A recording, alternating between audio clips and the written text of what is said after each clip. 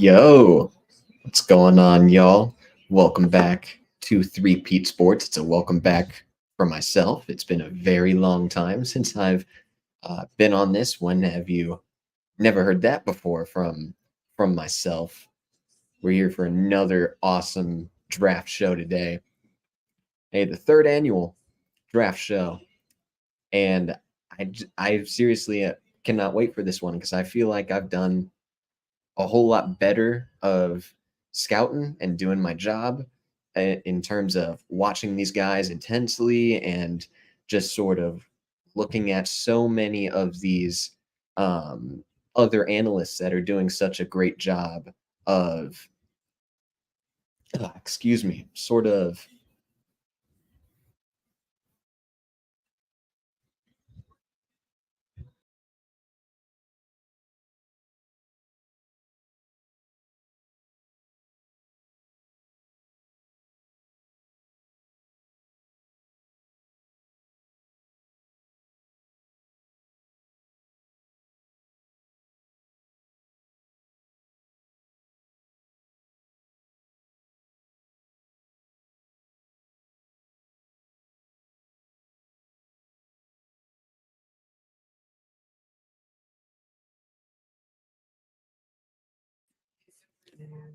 All right. Okay, and we just get some good news. Looks like we get some good news now. I don't know about y'all. I'm extremely stoked. I'm extremely excited to get back into this draft circle. I have done for the last month and a half, done some pretty intense research, right?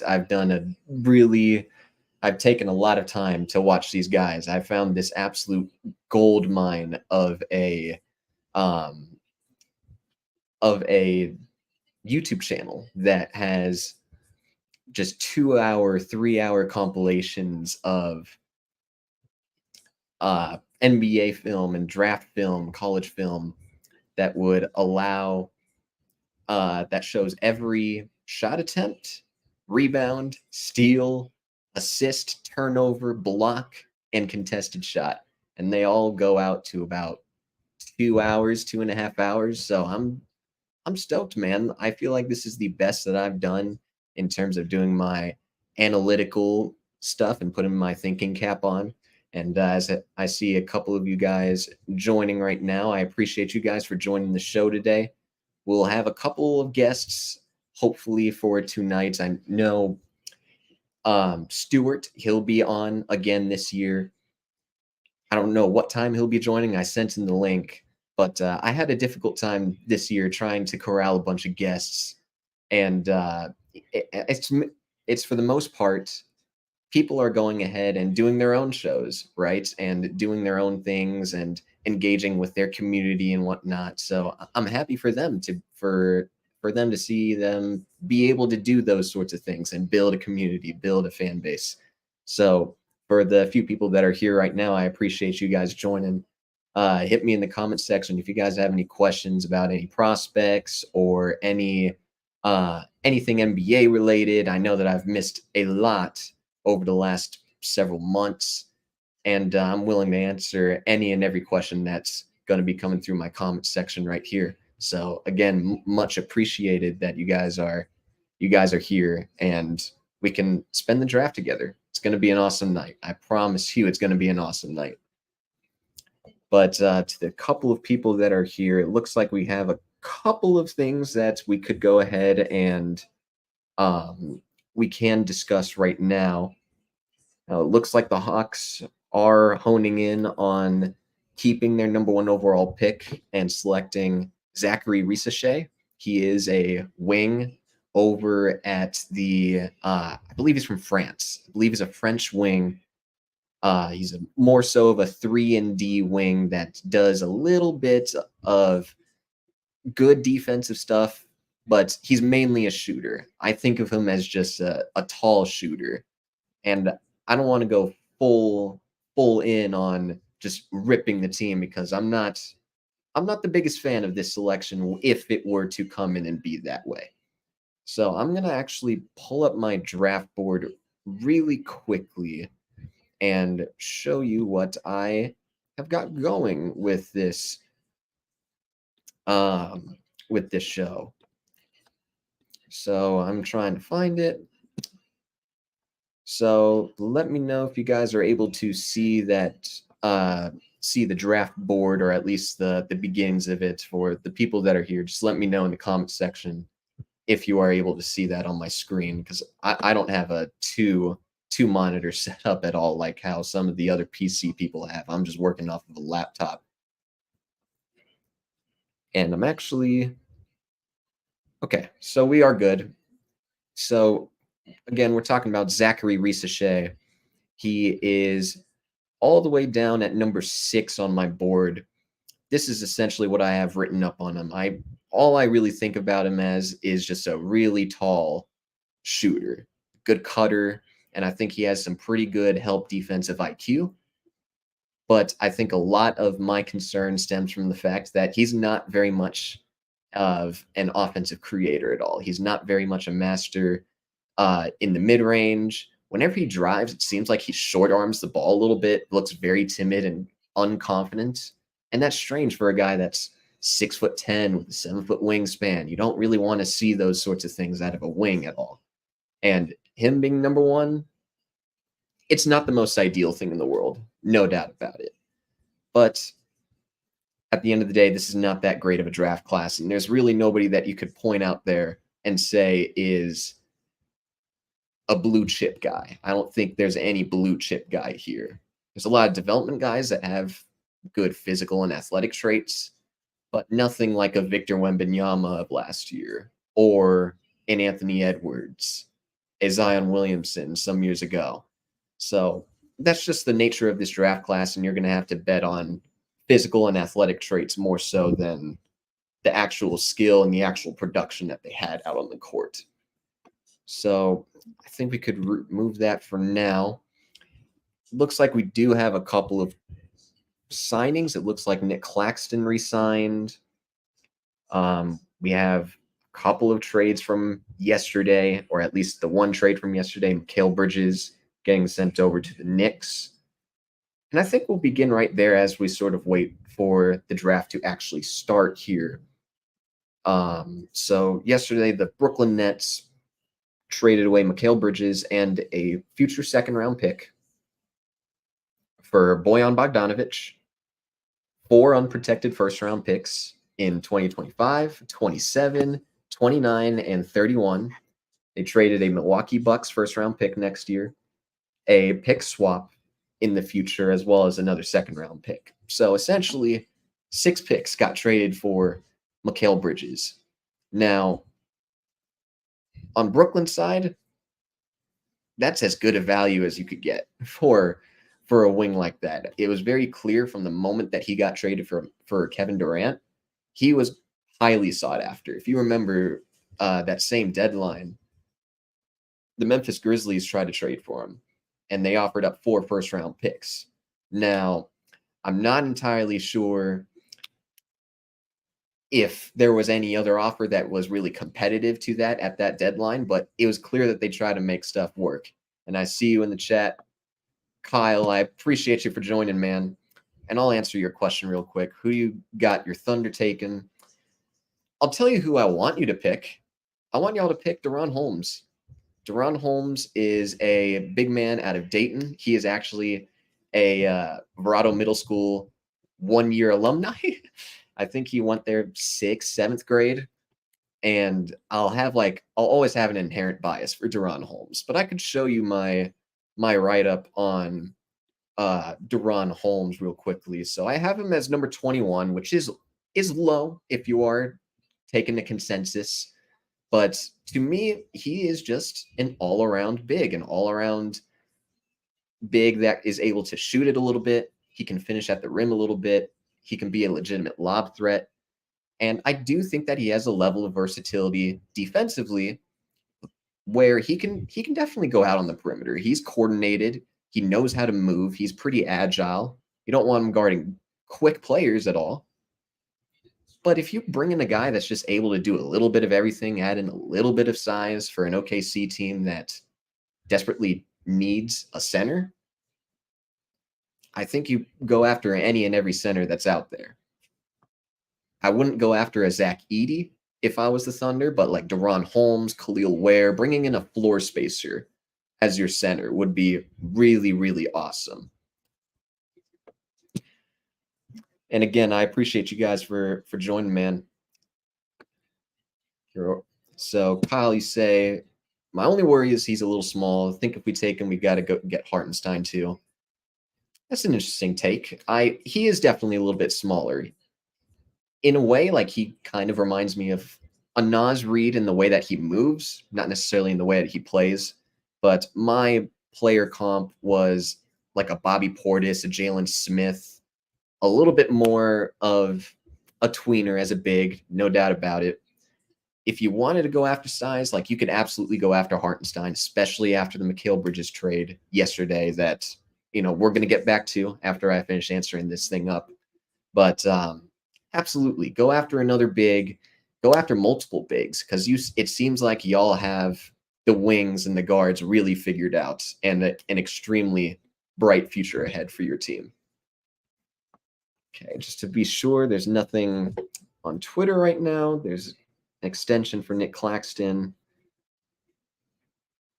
That's a lot of money. I think we'll get to that real soon here. But the Mikal Bridges trade was super interesting in the sense that you don't see 6 first-round picks being sent out for what we would consider a 3-and-D wing. He had a shit ton of value when he first got traded over to Brooklyn, got offered up like 4 first-round picks, and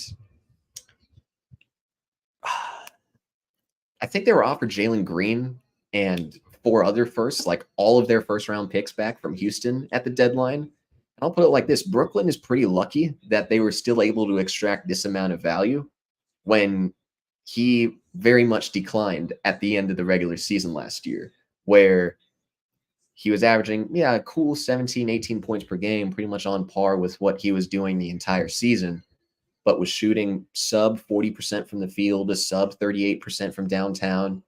Those are not very good averages. And he very clearly lost confidence in himself, in his game. And some of that is he was forced to be a number 1 option, and that's not always the greatest thing in the world. But if you're New York, you essentially just added the most vibes locker room that you have ever seen. The greatest chemistry that you'll ever see in a locker room probably resides here. It's obviously a meme to talk about how this is the Villanova Knicks, but I'm very serious when I say they might have the best locker room of all time. And it's very clear, given by their expectations, how they played last year, and the acquisition of all of these wings and switchy defensive players, that they're trying to build out a team that can beat the Boston Celtics. Go out and guard Jason Tatum. Go out and guard Jaylen Brown, who in recent history, Anunoby and Mikal Bridges have done a very admirable job of guarding the 2 of them. And my Siri comes up for some reason. Okay. But the Knicks, it's a boatload that I probably wouldn't have paid, given that there was a bunch of stars that were potentially out there, potentially a Kevin Durant out there. If we're ever going to get to that, if I get asked about it, I'm sure that I'll acknowledge it. But you pay up for the locker room, and I think you're doing a really damn good job, especially now that you've re-signed Anunoby to another large deal, a $212 million deal. It's worth it. I think what they're doing is very much worth being competitive and being up there with the Boston Celtics as one of the top teams in the Eastern Conference. And on Brooklyn's side, just to quickly get back to it, because I was really becoming a fan of New York side of it as I was talking my way through it. The Nets are really good in terms of maneuvering their way to regaining the capital that they lost. That's what their front office showed me yesterday. And it's good that they finally pivoted in that direction where they can go ahead and focus on a rebuild and really just do just do the thing that was supposed to be expected of you when you first traded away Kevin Durant, James Harden, Kyrie Irving. And it's better to go that way, go in that direction, instead of trying to force a Darius Garland or a Brandon Ingram here. Name a car for edits. Let's do my car. Give me a Ford Fusion SE. Give me something. I'm very clearly messing around. I'm not the biggest car guy. I only know my car, and that's really it. So Ford Fusion, that's what I'll go with for an edit. All right. We're about 10 minutes out from the start of the draft. And there's a couple of more things that I know that we could talk about here. I guess we'll talk about the Claxton stuff. It's a 4-year, I believe it said 4-year, $100 million contract. It's a lot, but you expected a team like Orlando, a team like OKC to truly go after a legit starting center. And for Brooklyn, as a team that's already above the first apron and is going to be still an expensive roster, it's not the most ideal thing in the world to bring somebody back like that. I would prefer like a full-on teardown, but at the same time, you don't have a first-round pick this year to supplement that type of loss. And given how the lottery is like this year, you're not going to have a very fun time in being able to replace somebody like a Nick Claxton. So I'm understanding that they probably had to overpay to bring him back, and that there probably wasn't a whole lot of avenues for them to improve their roster or get somebody that was a viable replacement. So at the end of the day, I'm totally cool with it. I'm totally fine with it.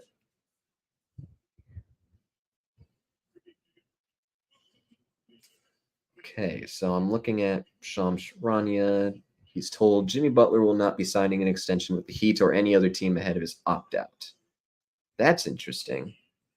I definitely would have thought he would be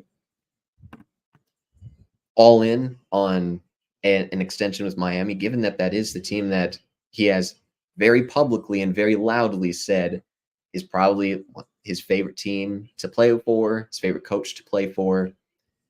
But it's no surprise that Miami would go that route. There had been some rumblings for most of the season last year that they might try to go after a perimeter guy, a younger perimeter guy that matches up with the timeline of Bam Adebayo, which is fine.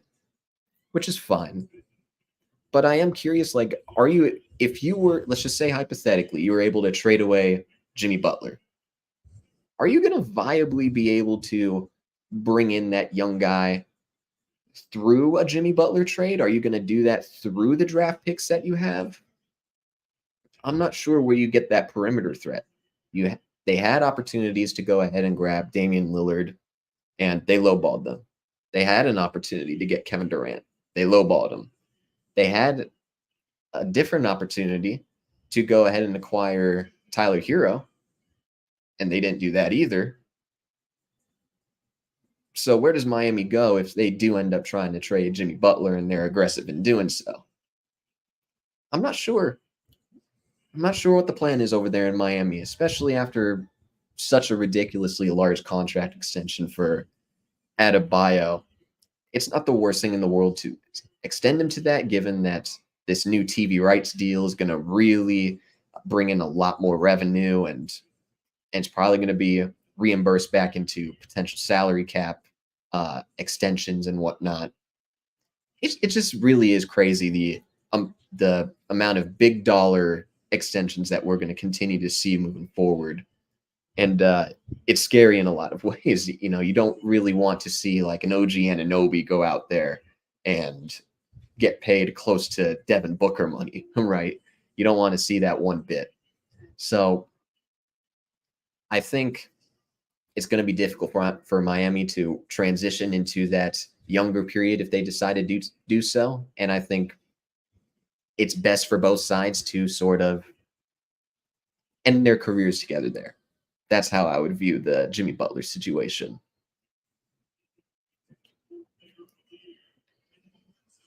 Okay, so Shams is reporting that there's a 0% chance the Suns trade Kevin Durant this offseason. And I, for one, I'm very happy that they went ahead and uh, debunked that as quickly as they did. It always felt like last year that the reporting of it yesterday was super disingenuous. It felt like the reporting was more so, oh, the Houston Rockets are totally interested and would be interested in trading for Devin Booker and Kevin Durant if the Suns wanted to trade them. That was how it was being said, and that's how it was being interpreted by so many of us. And I sit there and I say, well, what's the point of putting that out there? It's like, okay, you probably are trying to posture and try to engage Phoenix in something if you put something publicly out there. But then the subsequent tweet right after that is the Phoenix Suns aren't going to trade any of those guys, but the Rockets are going to be interested if they're ever going to be available. First off, it's just like, yeah, no shit. They're obviously going to be interested in some of the stars out there. At the same time, it felt so forced to mention Kevin Durant's name in the first place. There's no substance to it at all.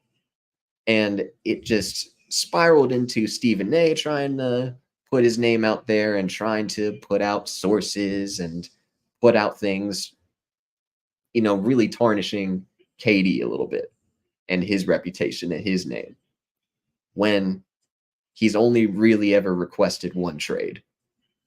I do feel like he's overhated in a lot of ways. Durant is, but it would, even just if you look at it on the aggregate and just at the basic level, they're not giving up on an experiment after one season, let alone, the 9 games that Durant played before the playoffs started last season. So, or 2 seasons ago now. It's very silly to even think about it in that way. And I'm glad that Phoenix is running it back. That's the only feasible and plausible way you are able to make all of this worth it, unless Houston gave you the Godfather offer. And they're not going to give them the Godfather offer, even if they are heavily interested in Kevin Durant. I have a feeling like if I get asked more questions about this Kevin Durant D-Book stuff, I might be very passionate, is how I'll put it. I'll be very vocal and loud about my thoughts on it. So I'm expecting it, but maybe not. I hope that I don't get too many of them, is what I'll say.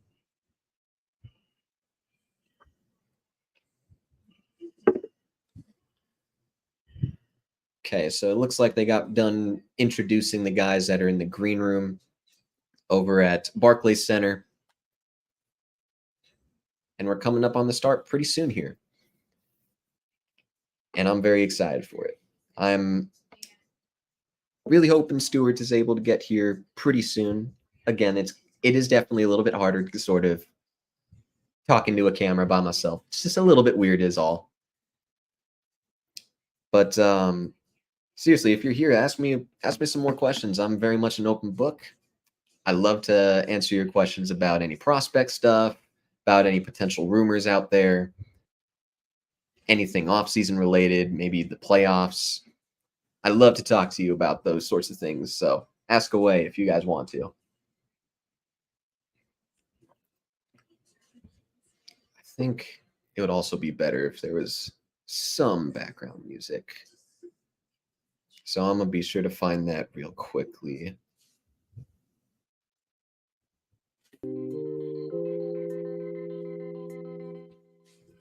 I don't know how loud that is. Hopefully it's not that loud.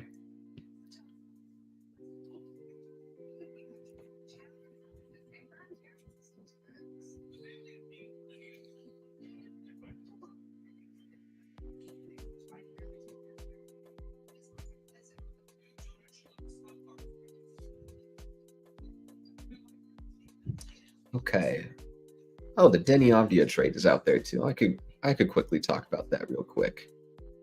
Deni Avdija, he's a forward, a wing from the Wizards, got traded to the Blazers for Malcolm Brogdon, the 14th pick in tonight's draft and a 2029 first-round pick, along with 2 second-round picks.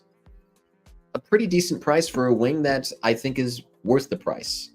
Now, I went ahead, got on Twitter and said how much I really liked this for Portland. I don't think that there was much of I don't think that there was anybody in this draft class that would have immediately provided dividends like how a Deni Avdija would. And for them to offload a guy that they were very much going to sell in the first place in Malcolm Brogdon and a later lottery pick for a guy that really demonstrated some great strides in terms of confidence in driving to the rim, in pulling up in the mid-range, and really launching from beyond the arc. He showed a whole lot to me. He's very impressive as a wing.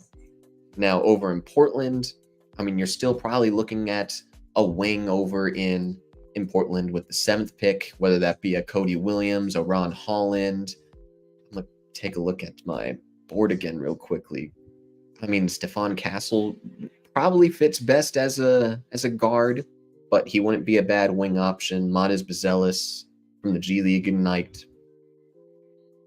I think it was well worth trading the 14th pick for a Deni Avdija. And some people don't. Some people thought that people like myself were overhyping him, or at least gassing up the trade on Portland's end. But Portland just doesn't really make a whole lot of win now moves to improve their roster like this. It's always through trading their good players or drafting somebody with a high draft pick. It's a strange thing to see them buy like this, and for them to sell on a guy that they clearly didn't want for a wing like this, who I didn't think was going to be available over in Washington. It's a good move. It's a legitimately good move for Portland. Washington, I expect them to trade Kyle Kuzma at some point, get themselves another first-round pick, whether that be for this year or for in future years. And Washington can go ahead and bring in more assets for a Malcolm Brogdon, who's, I don't think, going to be on that roster for more than a week. Like, I think in next week he will be gone from Washington as well. So good on both sides. Washington very clearly needed to bring in some more young talent, especially after essentially not getting anything viable in return for Porzingis or for Bradley Beal.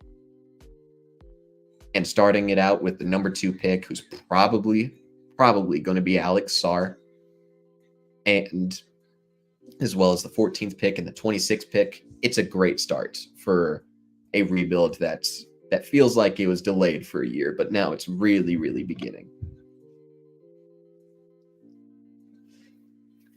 So we got Adam Silver up, giving his little pleasantries at the very beginning of the draft. Heard Bill Walton's name come up. He was fun. He was fun as shit as an announcer. Sorry for the language, but man, he was a very fun announcer when the Pac-12 was still a thing, and now that's not even a thing anymore. It's so much has changed over the last year, and him not calling games anymore is just, it feels weird, because he and Dave Pasch had a very, very good and very fun connection that we all loved. We all really loved that connection.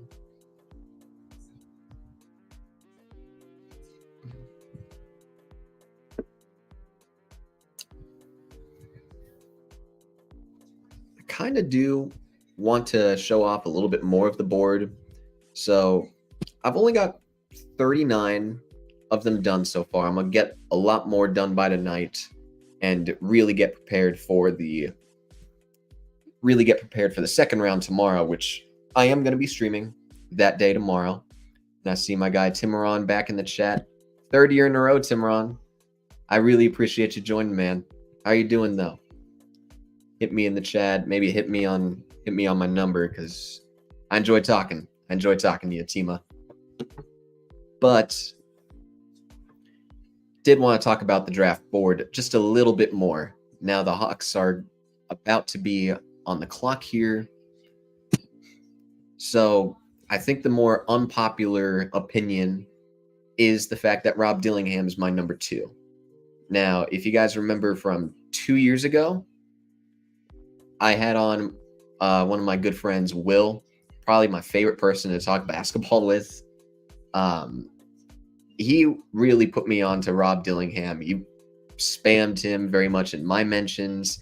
He very much was pounding the table for me, saying, hey, he is that dude and he's going to be really good. And if he falls and slips in the lottery, that's going to be an issue. And I saw the things that he saw. He's extremely shifty. He is real damn good as a ball handler, as a distributor. The only thing that I truly have questions about is the fact that he is as small as he is, 6'1", 160 pounds. That's not viable at all for anybody. It's not viable for any player to go out and be serviceable on the defensive end. And while he gives great effort on that end, you see a bunch of teams really scheme their offenses around trying to pick on the small guys, like how they did with TJ McConnell. Even if he's a good defender, he's going to get picked on quite a bit. Same with the Trae Young, same with the Steph Curry. It's going to be the same thing over and over again. But the shot making was special. He elevated really damn well. Reminds me a lot of a Tyrese Maxey in not just their frame and their in their light frame and their shorter stature, but it's the shot making, it's the floater, it's the way that they are able to maneuver around pick and rolls. Rob Dillingham is a truly special talent in my eyes. He is one of the better, I would say the best scoring guard in this draft class, and somebody that I truly value. I value scoring and shooting over a 3-and-D skill set that's how I sort of process the game. And him being at number 2 after watching his film, which was about 2 hours long, was no surprise at all to me. I'm going to keep going down the board real quickly. Like Zach Edey, he's the biggest, most popular name out on, probably, yeah, I would say the most popular name on the board. So Zach Edey, it's very simple in terms of what he is going to be. He's going to be a really damn good post finisher and scorer just because he is so big. And he does a really bad job of moving his feet, particularly in pick and roll. And teams are really going to go after him in pick and rolls pretty aggressively. But I do think that he is given a lot of shit on the defensive end. Even if his foot speed isn't good, he has this really unique ability to utilize his arms, utilize his hands at a great level. And if you're able to get deflections and be a playmaker defensively, you're always going to have a role. And being as big as he is, 7'4", 7'11" wingspan, you're going to have a role as a rim protector. And that's always going to be a great thing. And it looks like the Hawks pick is in. No trade. I'm going to be sure to stay off of my phone for a majority of the time. But I truly hope, as I check my fucking phone, I didn't see the pick. I did not see the pick. I hope you guys know that. But I expect this to be Shai. I would have picked Alex Sarr, and we don't know the pick yet, but I have a strong hunch that it's going to be Shai, and I'm going to slam it pretty soon here once the pick officially is announced. God, I'm very interested in what Atlanta ends up doing. Not with that first pick, but more so in the sense that it's Trae Young, it's DeJounte Murray, 2 point guards that they are going to try to move off of, whether that be one of them or both of them. And they still have other players that are going to be of value to other teams, like how a Clint Capella might be, even if he's a shit finisher at the rim. There is something to be said about positioning and rim protection that is going to be better valued, is how I would describe it. It will be better valued by a team that is in desperate need of somebody's services like that, instead of a team like Atlanta who has an Onyeka Okongwu waiting in the wickets. And they have players like that. They have Bogdanovich. They have Sadiq Bey. And, oh, shoot. Atlanta's picking here with the first pick.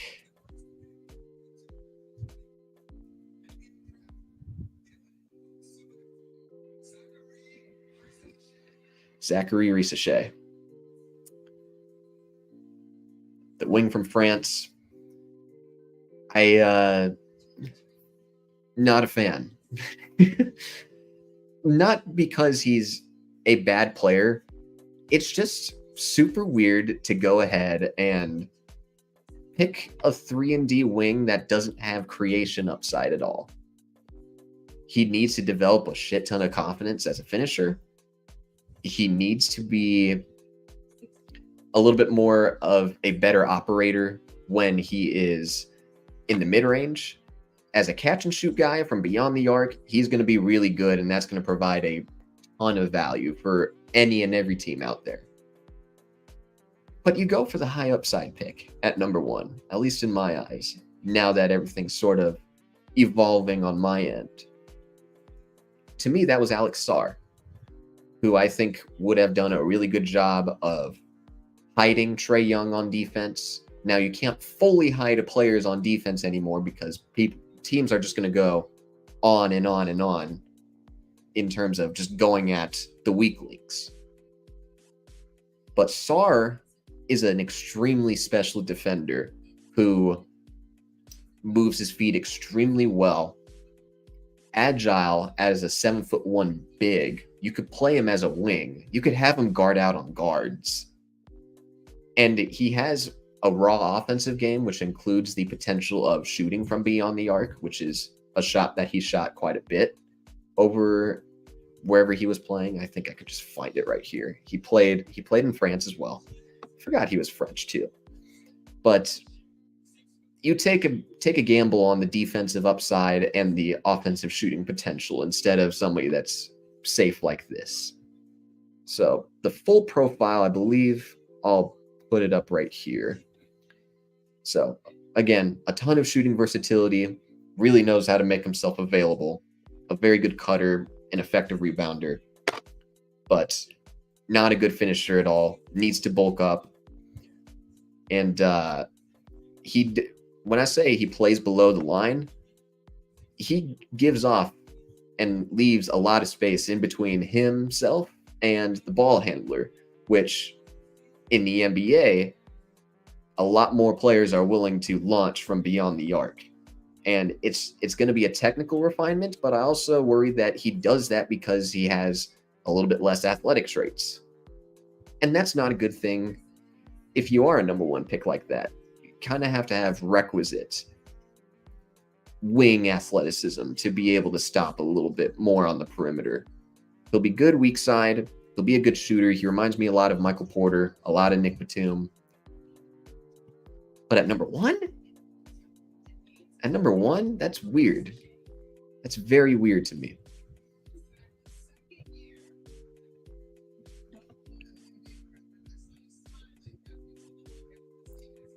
Okay, I'm trying to find if there was any trades that happened while I was going on my little rant.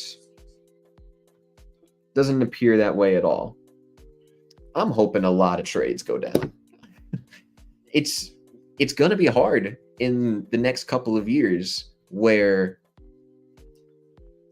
teams are going to be so restrained with the second apron.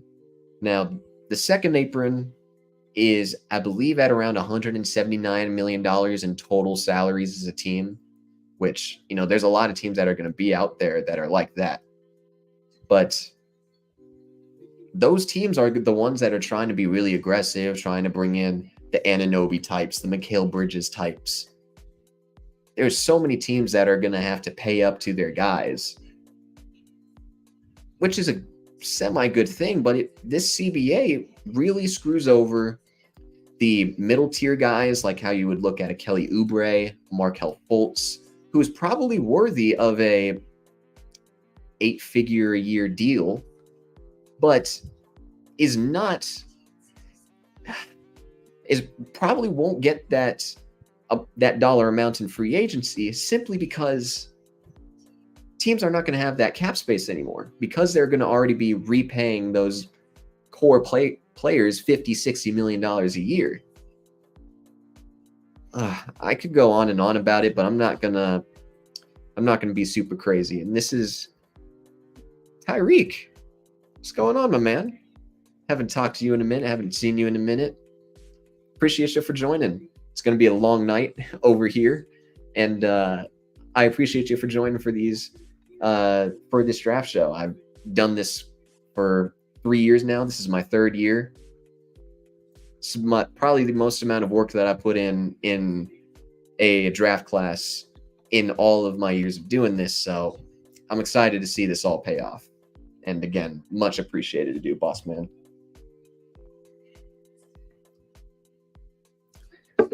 So Washington's pick is in. By all the reports, Alex Sarr had been angling to become a Washington Wizard. And it would be a steal in my eyes. This is my number 1 player on my board.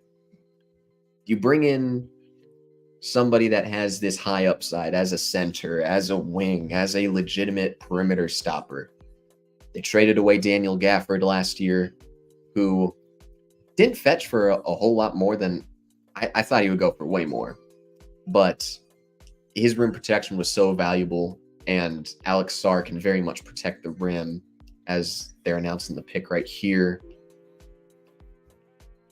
Alex Sarr. Hell yes. So I'll go to Alex Sarr real quickly.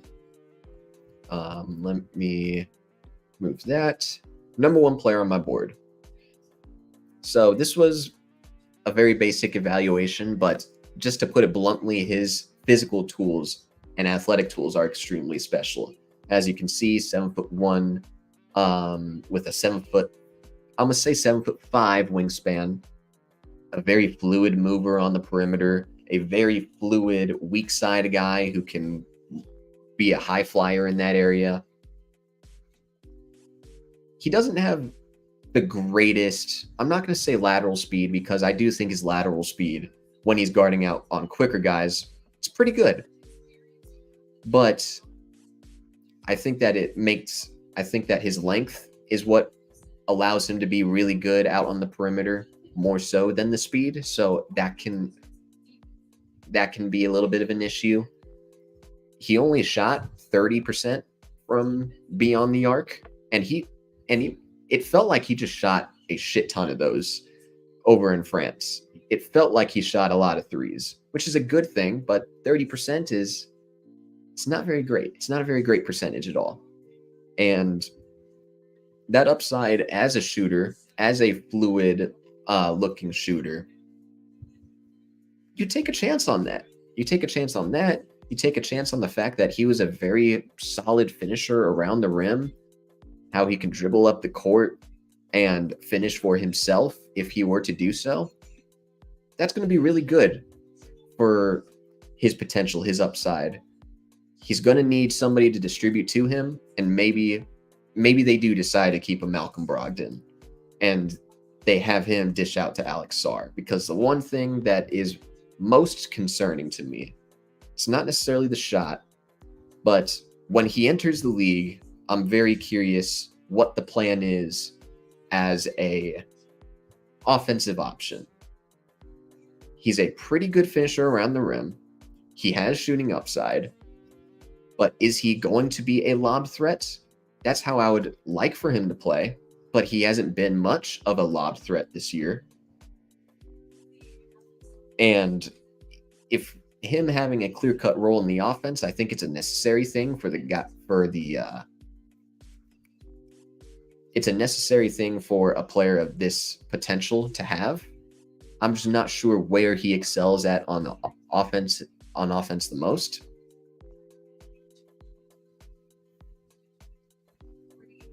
So I would go ahead and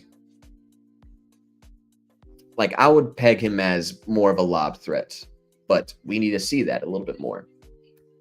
Otherwise, it's a really damn good pick. This was my number one guy on my board. Probably the highest upside in this draft class. And given how much they really like their interim head coach, now turned head coach for the team, Brian Keefe, who was touted as a pretty good, not only talent evaluator, but talent developer, I have a bit of faith. I have quite a bit of faith that he's going to be really damn good in Washington. Now they have a big man in their rebuild, and that's it's important to get the big man position down.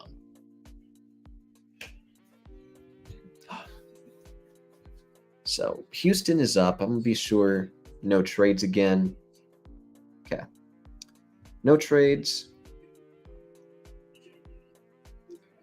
Interested to see what they do here. So if we were to go back to the board real quick. So again, if it were up to me, I'm picking Dillingham. I'm interested if they pick a Clingan. Even if we don't have any confidence at all that Durant is going to be traded, which I'm going to tell you this, don't have any confidence. Please do not have any money on the Suns trading Kevin Durant. But if they were to go ahead and draft Clingan, that probably puts Şengün up for trade. And that's probably a player who would be of interest to the Suns, who likes these types of big man hubs, these quick movers, these stretch bigs that they've ultimately tried to find for the longest time. High IQ guys. This is Phoenix's kink. So I'm going to keep my eye out on a potential Donovan Clingan selection here for Houston. But by all accounts, again, it's probably not going to be Dillingham. It's probably going to be between Clingan and Reed Sheppard. Because I think that they're not going to entice Phoenix at all on any trade for any star, which rightfully so, they're not going to. They were never going to. I'm going to go ahead and say Reed Sheppard. He has been long rumored as that potential guy for Houston. They've needed a shooter for quite a while. Sorry, the selection is coming in. I'm going to go ahead and say Reed Sheppard is probably the pick here. Reed Sheppard. Good pick. On as much as I can dog on this pick and say it should have been the other Kentucky guard, Sheppard is I would say a better need for what Houston needs from a skill set standpoint. And let's talk about it. Reed Sheppard, I view him as sort of like a Fred VanVleet. He has shades of Fred VanVleet and Grayson Allen. He is one of the most efficient players that I've ever seen. He is a hell of a shooter. 55. Look at this: 55% on 2-pointers, 52% on all 3-point attempts. Is a dog defensively at 2.5 steals a night. He really knows how to sit down and guard. He knows how to shoot off the ball, on dribble pull-ups, in transition, on the fast break. That trait of being able to pull up on the break, it's an important skill. It may not be the most, but if you're looking at a team like the Boston Celtics, who used Drew Holiday, Derek White, Jaylen Brown, and Tatum as big-time pull-up three-point shooters, and you're seeing them put up five attempts by each of those guys, 6 attempts by each of those guys. And if you're seeing them put up 50 of them a night, and they're making them at a 40% clip, a 38% clip, that is going to be extremely tough to beat. And if you're looking at a Houston that, yes, has a VanVleet, but is not the most efficient shooter in the world, You look at an Amen Thompson, who's not a shooter out there at all, or a Jabari Smith as a very inconsistent one. Same thing with Jalen Green, Torrey Eason. You need a bona fide shooter. And Sheppard is absolutely that. Now, my question when it comes to him is just a matter of, is he able to, is he able to nail down one position? Is he a point guard? Is he a shooting guard? Because there seems to be a ton of value in him being off of the ball, coming off of pin downs and flares, and a bunch of cuts through the middle. He could, and as a pick and roll ball handler. And that's like the other issue, is just he's really good on the ball. He's really good off the ball. I think I would prefer him off the ball and have him be a little bit more of a two guard, which is why I have the Grayson Allen pick. It's why I see a little bit of Grayson in him. But he is a very loudly efficient NBA player or college player that should be able to have this translate over to the NBA. Because there's so many options offensively for that Houston Rockets squad, given how Şengün is just really damn good at being able to keep the ball moving and keep it free-flowing and finding the open guy and finding the open cutter, Sheppard's going to be set up really well over here in Houston. I see the vision with this pick, even if I prefer Dillingham. So, good pick for Houston. And good thing that they're not trading for Kevin Durant. I might just mention Durant and Book's name maybe 4, 5, 6 times tonight. I see my boy Solomon joining. Go Cavs. Maybe not on my end. Go Suns on my end, but I appreciate you for joining the show, Solomon.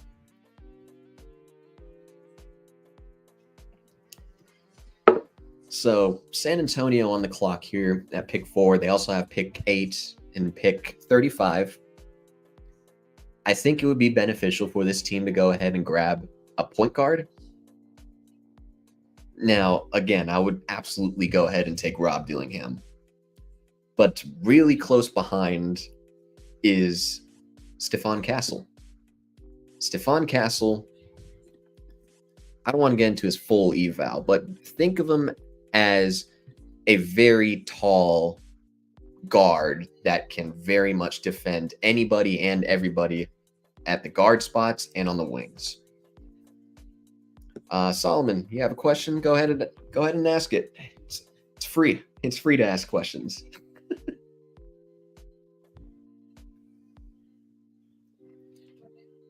But again, I'd go ahead and I would probably pencil in Stefan Castle as the pick here. Really damn good prospect from a defensive standpoint, from an ability to keep the ball moving standpoint. It seems like they're probably going to go after a veteran point guard in free agency, whether that be a Chris Paul, a Kyle Lowry, maybe perhaps they go after a Malcolm Brogdon. That's a very legit point guard that I've had in the back of my mind for the San Antonio Spurs team. I think just nailing down the point guard rotation would be really nice for this team. I think you could certainly look at potential wings, maybe with that 8th pick, but I can certainly envision like a Ron Holland, a Matas Buzelis, Dalton Knecht, Cody Williams. I can certainly envision players like that. I forgot, Tidjane Salaun would probably be in play for them as well at that number 8 overall pick. But the pick is in here for San Antonio as well. Solomon, I see your question. Give me one second as this Spurs pick is coming in. But I'll put it on the screen for everybody to look at. Spurs select Stefan Castle. Really fucking good pick. Really fucking good pick. So when I was doing this draft process early, I messaged one of my guys. He went ahead and said that Stefan Castle, he predicts Stefan Castle is going to be the best guard in this draft class, or the best player in this draft class. I went through 30 minutes of it, and I saw his shooting really not look good at all. And I sat here and I asked him, what do you love about Stefan Castle? So much so that you think that he'll be the number one guy. Well, I hadn't gotten to the defensive film yet. And the first thing that I have, the best defensive screen navigator in the class. His ability to maneuver through screens and contact and recover to his man is superb, and his lateral quickness is pretty great, pretty elite. And I value that as a perimeter defender. If you're able to go ahead and avoid an obstacle like that, especially when you're going to be facing up against some of the biggest humans in the world, you got to be able to go through that, especially when you are you have this height advantage at 6'5" as a point guard, right? And I think of his ability to navigate screens like how a Jaden McDaniels does, who absolutely wrecked the Suns and the Nuggets in both of those series. And Castle can absolutely be a McDaniels type of defender at the guard spot, which is really, really good.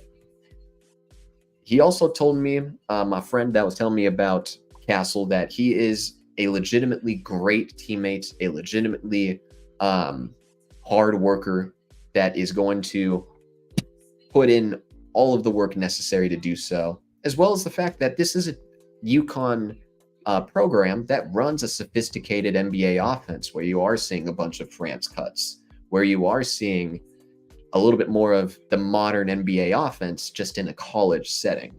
And because there were so many talented guys, he had to play a limited role. And I found out in that process that he played point guard when he was over in high school. I don't necessarily think that he'll be a full-time point guard like how he has asked of teams to be. But if you take a look at his finishing, if you take a look at his overall length and impact on the defensive side of the ball, you go ahead and you take that guy every single time. Again, I do prefer Dillingham. I do. But Castle is a special defensive prospect with some very intriguing offensive upside that is enough for me to say, yeah, that pick is warranted. Now go get yourself a veteran point guard to throw into the mix to help him learn, and you'll be good.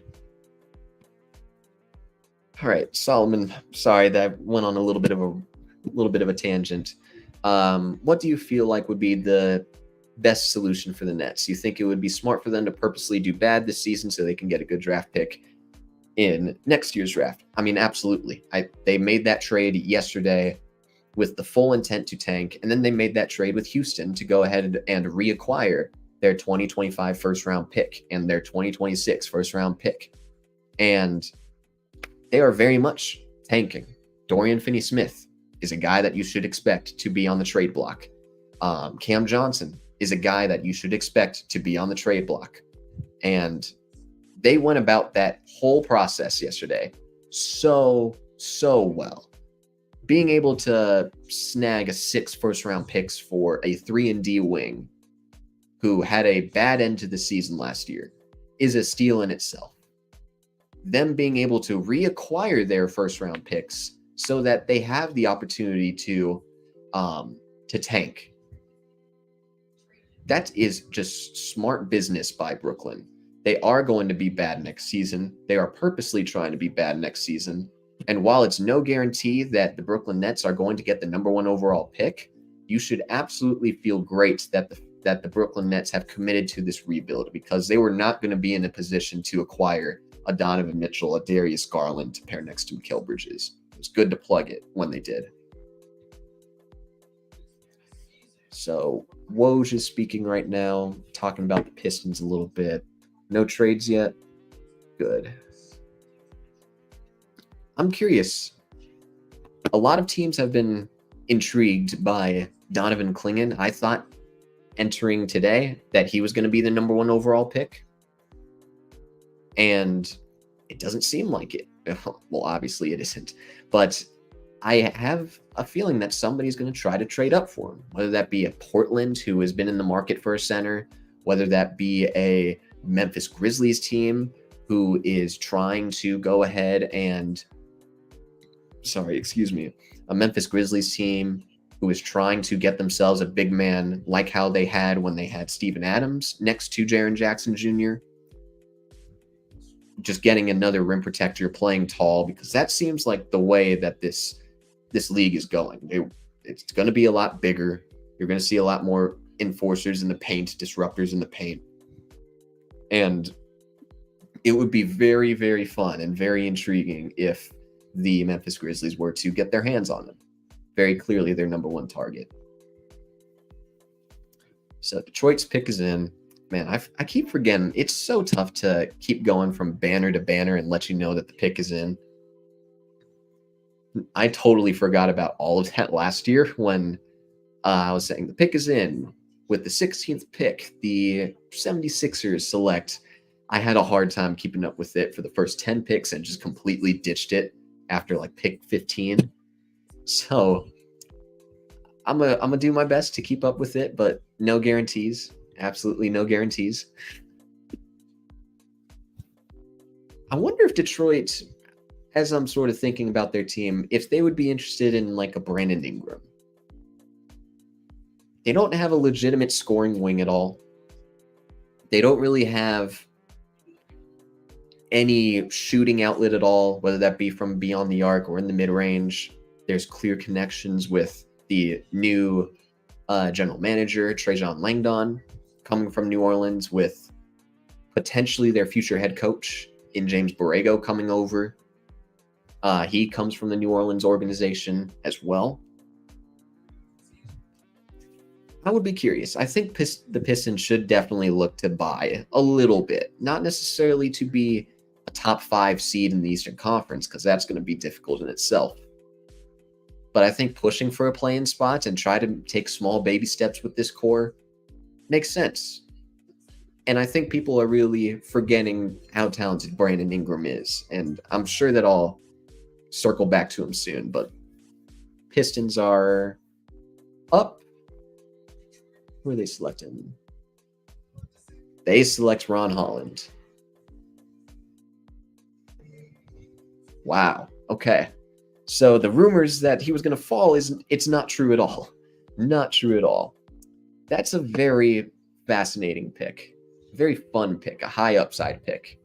And if you're a Detroit Pistons fan, you should feel good about being one of the teams that are banking on high upside, like how Ron Holland does.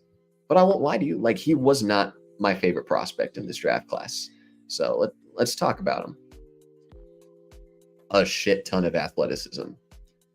He does a really good job of keeping up defensively whenever he's on the ball and engaged. He really knows how to get after it defensively. He knows how to maneuver his way to the rim. His straight line speed is really damn good. And that's where he's going to do the best, is when he is playing downhill, getting to the rim and finishing there.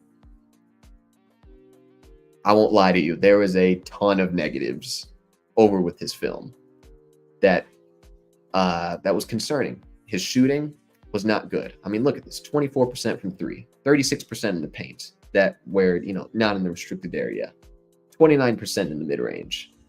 And when he was open from beyond the arc, he wasn't very willing to take those types of shots. He wasn't willing to take the open shots. And some of it is a matter of, okay, maybe Ron Holland is surrounded by a very bad G League Ignite group. And that is the case. The G League Ignite, yes, was a way for players to earn a little bit of cash that colleges were not able to offer up, at least with NIL deals or anything like that. But the G League Ignite was also a program that was meant to teach prospects about how to practice, train, play like an NBA player, eat like an NBA player against NBA-esque, not NBA talent, but NBA-esque talent. And it was always a flawed thing to put together a group of 18, 19-year-olds against some grown-ass men that were very clearly going to dominate from day one. So from there, I go ahead and I say, okay, I can cut him a little bit of slack because that situation with the G League Ignite team was bad. At the same time, they are learning. They are building habits over with the G League Ignite that have very clearly, from so many G League Ignite alumni like a Jalen Green, a Jonathan Kuminga, a Jaden Hardy, they've had a hard time breaking their habits that were developed over with the Ignite Club, and ultimately they are just a little bit capped out right now until they break some of those habits. And Ron Holland does have some bad habits in terms of passing up his open shots, being in no man's land whenever he is off the ball or playing help side. He really only knows how to play downhill, which is good. It's good to play downhill, but he often doesn't do a very good job with handling pressure and dealing with double teams or anything of that sort. And when he's pressured, he tends to speed up, and that's exactly what defenses want to do. So he has a lot of learning. He is extremely raw, but you look at the athleticism, you do look at his spurts of shot creation, and you look at the fact that he is able to create advantages whenever he is driving downhill. And I go ahead and I say,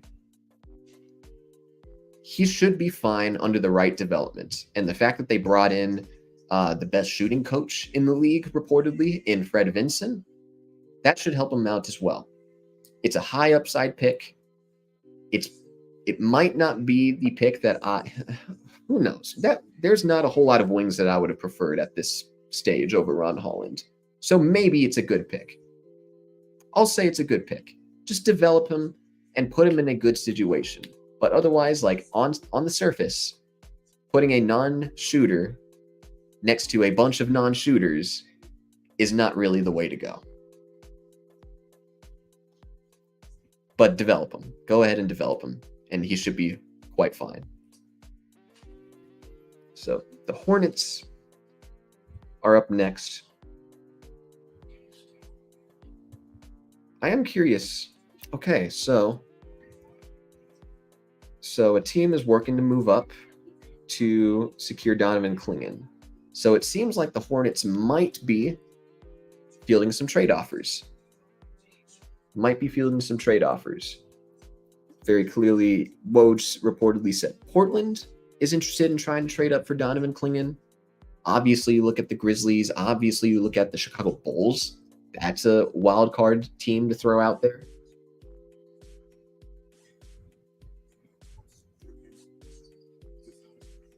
Okay, so I'm getting many mixed things. So I accidentally saw the pick for the Hornets. But I also saw a report saying that Charlotte is trading back with Memphis. Okay, so he said that the Hornets are now staying at 6. Okay. So unfortunately, I know who the pick is, and I'll just wait for that pick to come in.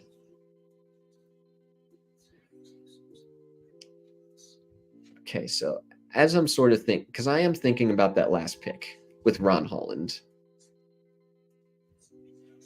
Was that the best fit? Was that a good fit for them at all? Putting a non-shooter next to a bunch of non-shooters? It's upside. It's high upside. And you certainly believe in your development staff and your future head coach to develop him into the player that we expect him to be, or a lot of people expect him to be. This is just not a good situation to go. It's very dysfunctional, very disorganized. Kind of souring on it, especially when I already had my concerns with him as an off-ball defender, as a ball handler in general. Is he going to be playing the same role? Is he going to be playing like a Brandon Ingram would in a Pelicans offense? I don't know, man. That's hard. That's really hard. I'm starting to not like it, though. And it's unfortunate to say those sorts of things because Ron Holland is a draft darling on Twitter. Everybody loves Ron Holland. And I don't love him. And it sounds like I'm just bagging on the dude, but I'm also considering situation for all these guys. Man, that sucks. It sucks. I'm rooting for Ron Holland, okay? I'm rooting for Ron Holland, but that's a tough situation to go down with a team that's as dysfunctional as they are. Okay, so the Hornets pick is in.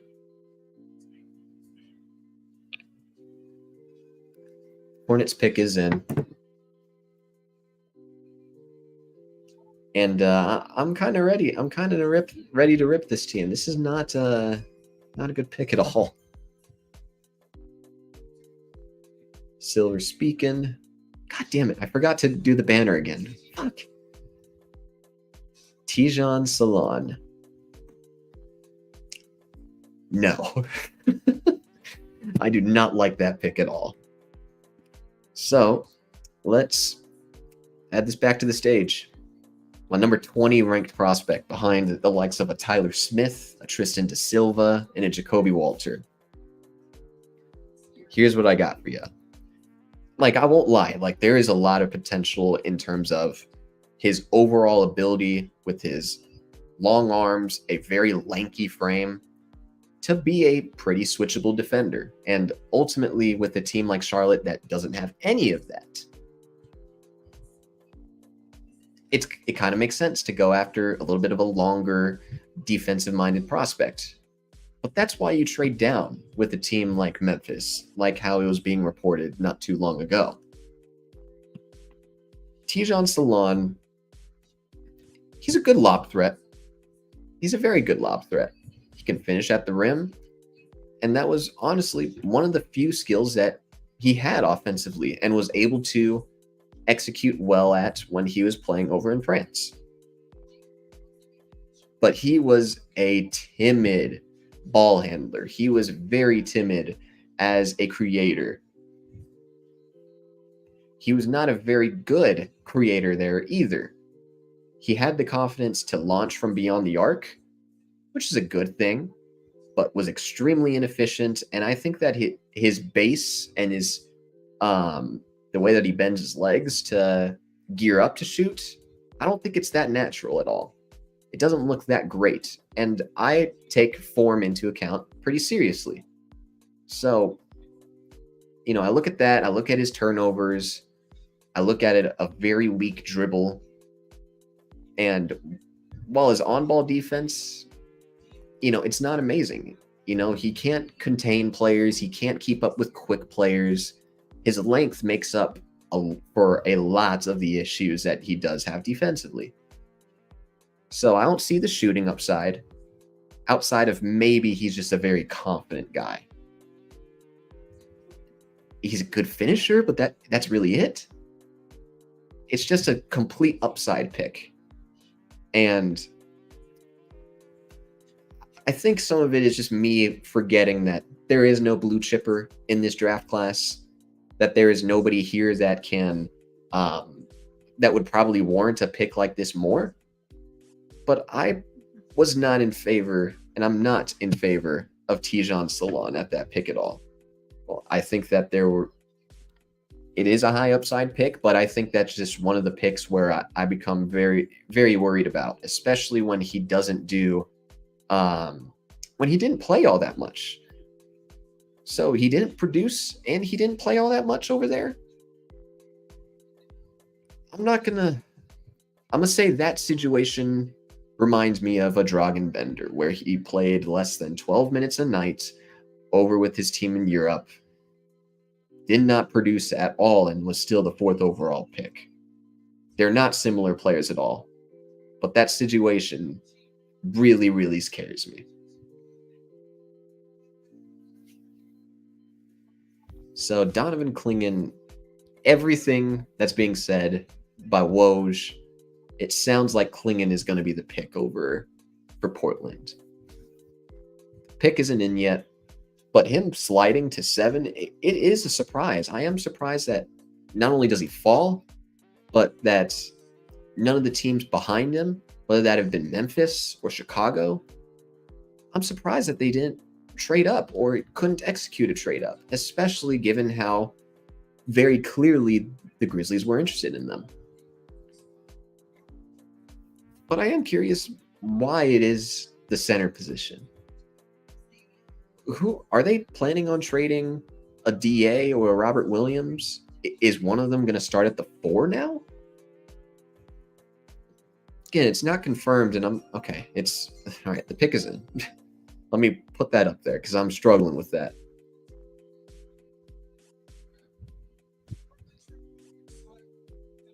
Donovan Clingan. So I'm so curious now. Are they actually going to go through with DeAndre Ayton's long career wish list of playing at the 4? Is it going to happen? Is he going to be a floor spacer? I'm curious about that now. But Clingan, and just to talk about him, I was pleasantly surprised when I watched his tape. Because at first, I go ahead and I say, no. Slow foot speed. And he's going to be attacked when he is in a drop. And to that I say, yeah, part of it is true. He might not be able to keep up with the quicker guys. He might not quickly go out onto the perimeter if he is asked to contest out there. But his rim protection, it's real good. It is real good. He really knows how to time his jumps. He really knows, because he is so big and tall, he knows how to stay straight up. Doesn't really get into too much foul trouble. At least if I'm remembering this right. Okay, I don't have that as a weakness at all. He's mainly going to be a drop defender, meaning that he's going to be a little bit closer to the paint on pick and rolls and leave the ball handler with a little bit of space, which is probably the best role. You don't really want him running around on the perimeter and tiring him out. Offensively, he only showed to be a post player over at UConn, even though he showed that he can be a little bit of a floor spacer when he was in high school. So is he going to be that when he enters the league? Can he be that when he enters the league? That's going to be interesting. But he had the first thing that I have, a very deadly drop step into a left-handed finish. Does a good job of using his size to create space and get a layup off. He does that so regularly. Some of it is because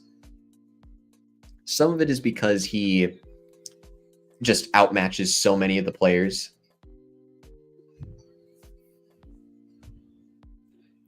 Sorry, I'm getting a little distracted there. But I think just to get back to it, just to kind of get back onto Clingan, I think him surprising me with his ability to make plays as a deflector on defense was really impressive. He looked coordinated whenever he was in those situations where he had to move. He's going to be very effective. And now I'm thinking, sorry, I have so many thoughts because this is a weird pick for the Trailblazers who traded for 2 centers last year. Are they going they might be going the Minnesota Timberwolves route of just loading up on size to guard up on some of the best bigs who are very clearly dominating the NBA, like a Jokic, like a Joel Embiid. Now, will Portland be good enough in the next couple of years to warrant playing against those guys? Probably not. But I'm beginning to see it with Portland. I have a lot of confidence that Clingan is going to be really, really effective and really solid. I view him, what do I view him as? A Brook Lopez, a Jakob Poeltl, being really effective defenders in the drop defense. And if he can really get his shot going again, undergo a Brook Lopez-ification like how he did mid-career, that's enticing. That's an enticing pick. I am understanding of why teams badly wanted to trade up for him, and Portland is very lucky to have him. That is for sure. All right, I'm getting a couple of messages. I'm going to quickly look at those as San Antonio is still on the clock.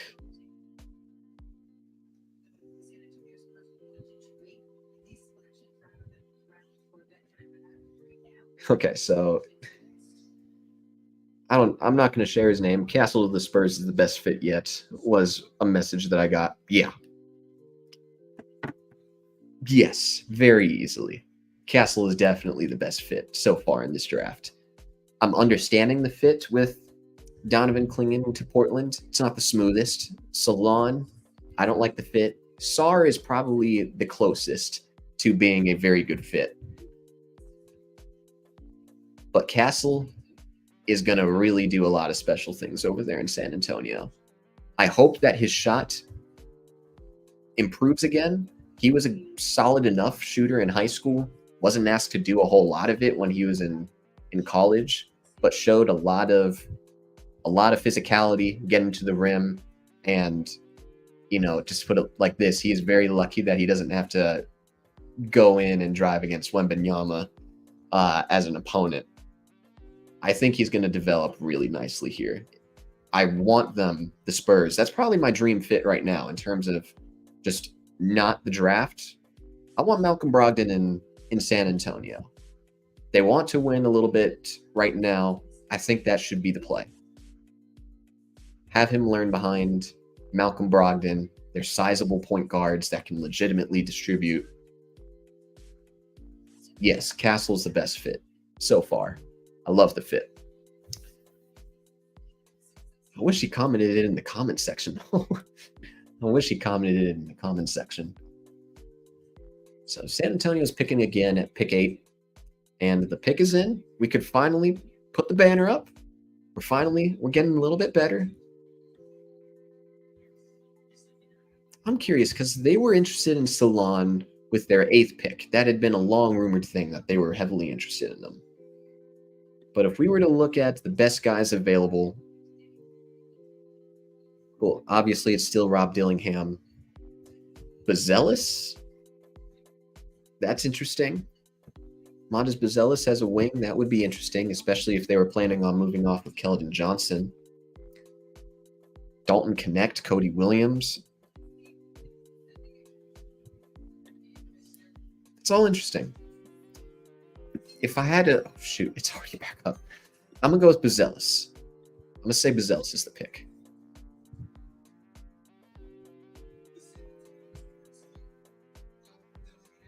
They select Dillingham.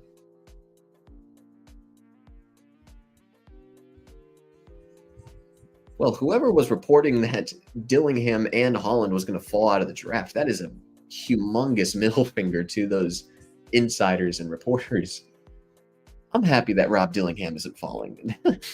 I've let it be known earlier today, or earlier in the stream, how much I love Rob Dillingham. Now, the curious thing is that it is 2 guards. Stefan Castle has went out and said that he wants to play full-time point guard. I'm curious how they go about it. If they play Castle a little bit more as a combo guard and then move Vassell over to the 3. Curious if that's on the table. But Dillingham, my number 2 guy. So it looks like all of my top 7 guys, as well as my number 20 guy for some reason, is off the board. And that's probably how it should go. There's going to be surprises, no doubt about it. But Dillingham, I'm curious, man. I'm curious if they are going to whether they're going to put Stefan Castle at the 1, if they're going to put Dillingham as a combo guard. But again, he's my favorite scorer in this draft class. He really knows how to create space off of the dribble, has an extremely great float game. And even if he's small, even if you can scheme your offense around just picking on him, he's a high effort guy. And that's really all that you can ask for out of the smaller guys. If you can't compete on the defensive end, you are not going to be effective in your role. And he's a competitor. And you go through with the shot creation, his ability to accelerate and decelerate. Oh my goodness, I didn't even have it on the stage. No.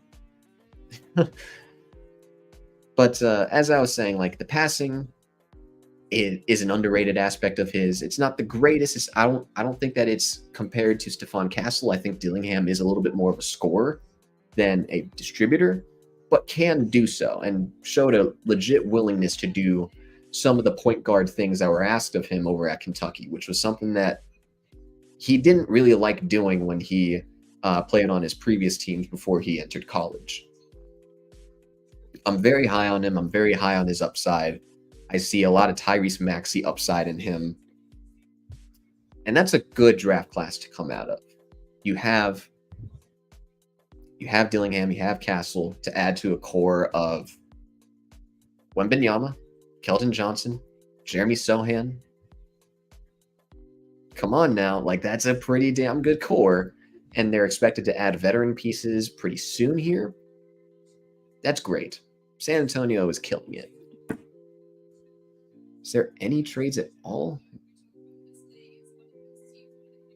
Okay, no picks. Oh, what in the world? There was a trade?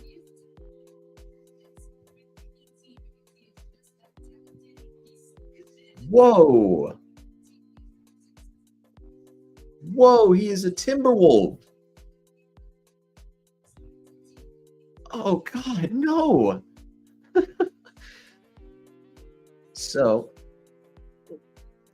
Minnesota traded away an unprotected first in 2031 and a pick swap in 2030 to go secure Rob Dillingham.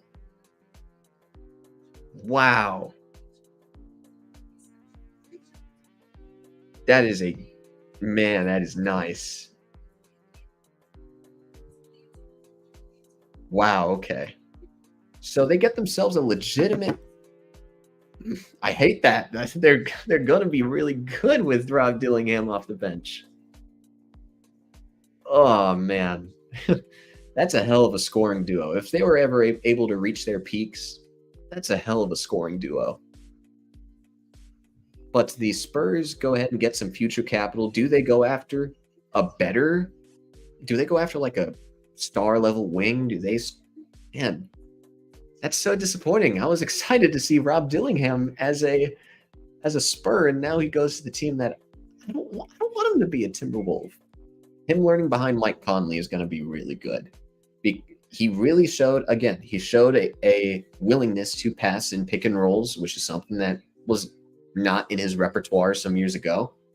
And him learning behind one of the better pick and roll maestros is really, really good.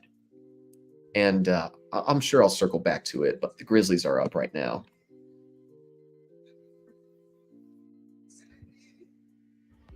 Zach Edey. Okay, so I think they were always in the market for a center. No doubt about it. Let's talk about Zach Edey. Again, from earlier in the stream. So he doesn't really have so Zach Edey is a player who I don't think has the biggest post-up repertoire at all. He is really dominant physically, where he could just overpower the hell out of everybody. But he doesn't really have too many post moves for me to be entirely confident in his overall scoring ability next to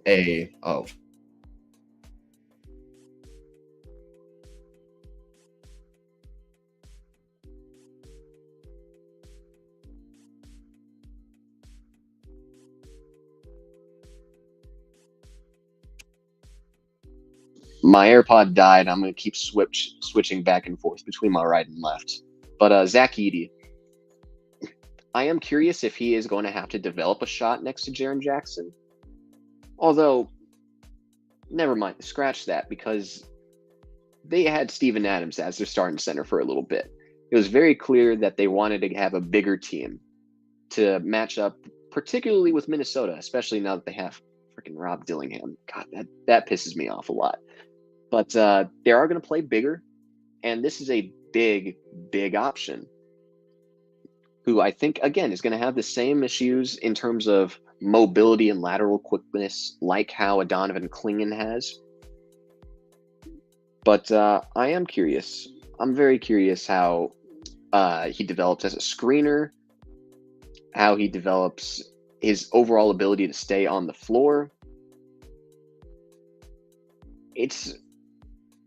I would have preferred Clingan if they wanted to go the center route.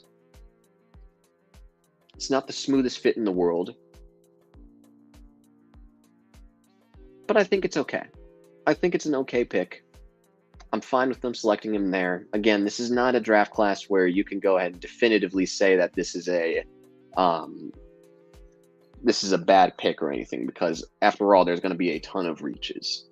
A ton of reaches.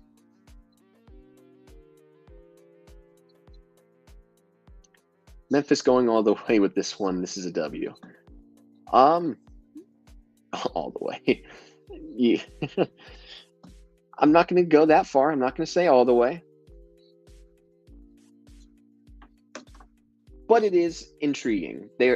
Everybody, it seems to be going the route of trying to get bigger. We saw how getting bigger disrupted a team like the Denver Nuggets.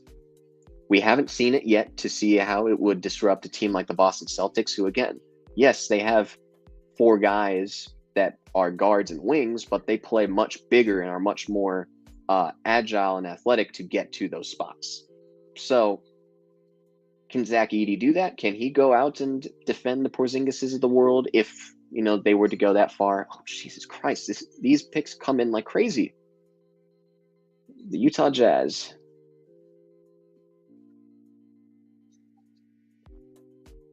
Cody Williams. Interesting. So he is a lot more of a point forward. He's very much a point forward in my eyes. He is a number 12 ranked guy. He doesn't have a big sample size from a shooting perspective, but he very clearly must have impressed on that front in the pre-draft workouts. Because, again, I am concerned about it. Yes, 41.5% from 3 is really good, but if you're only attempting 1.7 a night, as a wing, you should be able to go ahead and be able to shoot it from beyond the arc. That should be just the basic requirement, unless you are able to provide something else from a defensive perspective. And he was very solid at it. I'm not going to say he was exceptional, but he was high effort in terms of his ability to contest shots. He was switchable. He has very good athletic traits to keep up with some of the quicker guys. I think all of the worry is going to come with his frame. Again, 6'6", 178 pounds, very slender player, not just with those traits, but also in his frame. You can very much bully him if you are one of the bigger, stockier wings in the league. And he's going to have to develop some legitimate core strength in order to do so. But he has a very good ability to be a good finisher. I think that he was really good at changing direction. I think that he was flashing quite a bit of mid-range potential, even if it was a low sample size, 12 of 23 on those attempts. But to talk about the fit for Utah, I think it's fine. Let me look at Utah's roster real quickly, because I know that they selected a ton of wings last year with Taylor Hendricks, Bryce Sensabaugh. Let's see, who else do they have? They're probably going to trade away Jordan Clarkson at some point. It seems like they're going to shop John Collins, and Lauri Markkanen is still going to be there. So, yeah, I think that's fine. That's a fine pick. It's not the greatest thing in the world, because you would have hoped that a Ron Holland would have slipped to you. But between him and Dalton Knecht, as much as it says that Knecht is a higher on my board, he is ranked number 11. Knecht is, compared to number 12 for Cody Williams. I think that you would rather go with the ceiling of Cody Williams rather than the very, very low floor that Dalton Knecht has. and we'll get to connect whenever he does get picked, because he's a very interesting prospect in my eyes. Not the most fascinating one, but he was a very interesting prospect in my eyes. Man, these picks are just flying in fast. Zach Edey, it makes sense. I would have preferred like a Donovan Clingan. Rob Dillingham learning behind Mike Conley and developing there is really fun. The fact that they were still able to trade away picks and still be in that first apron to acquire a young guard like that, that's fun. That is a legitimately great setup for the future. And I see that our guy Stewart is on stage, but I need you to turn on your camera, my man. I need you to turn on the camera. So he'll be joining us very shortly here. But the Bulls are on the clock. Never mind, their pick is in as well. So let's take a look. Who's available that they could go ahead and select? Like, I probably would have been in the De'Ron Holmes market if I were Chicago. Doesn't feel like that's going to be the case, however.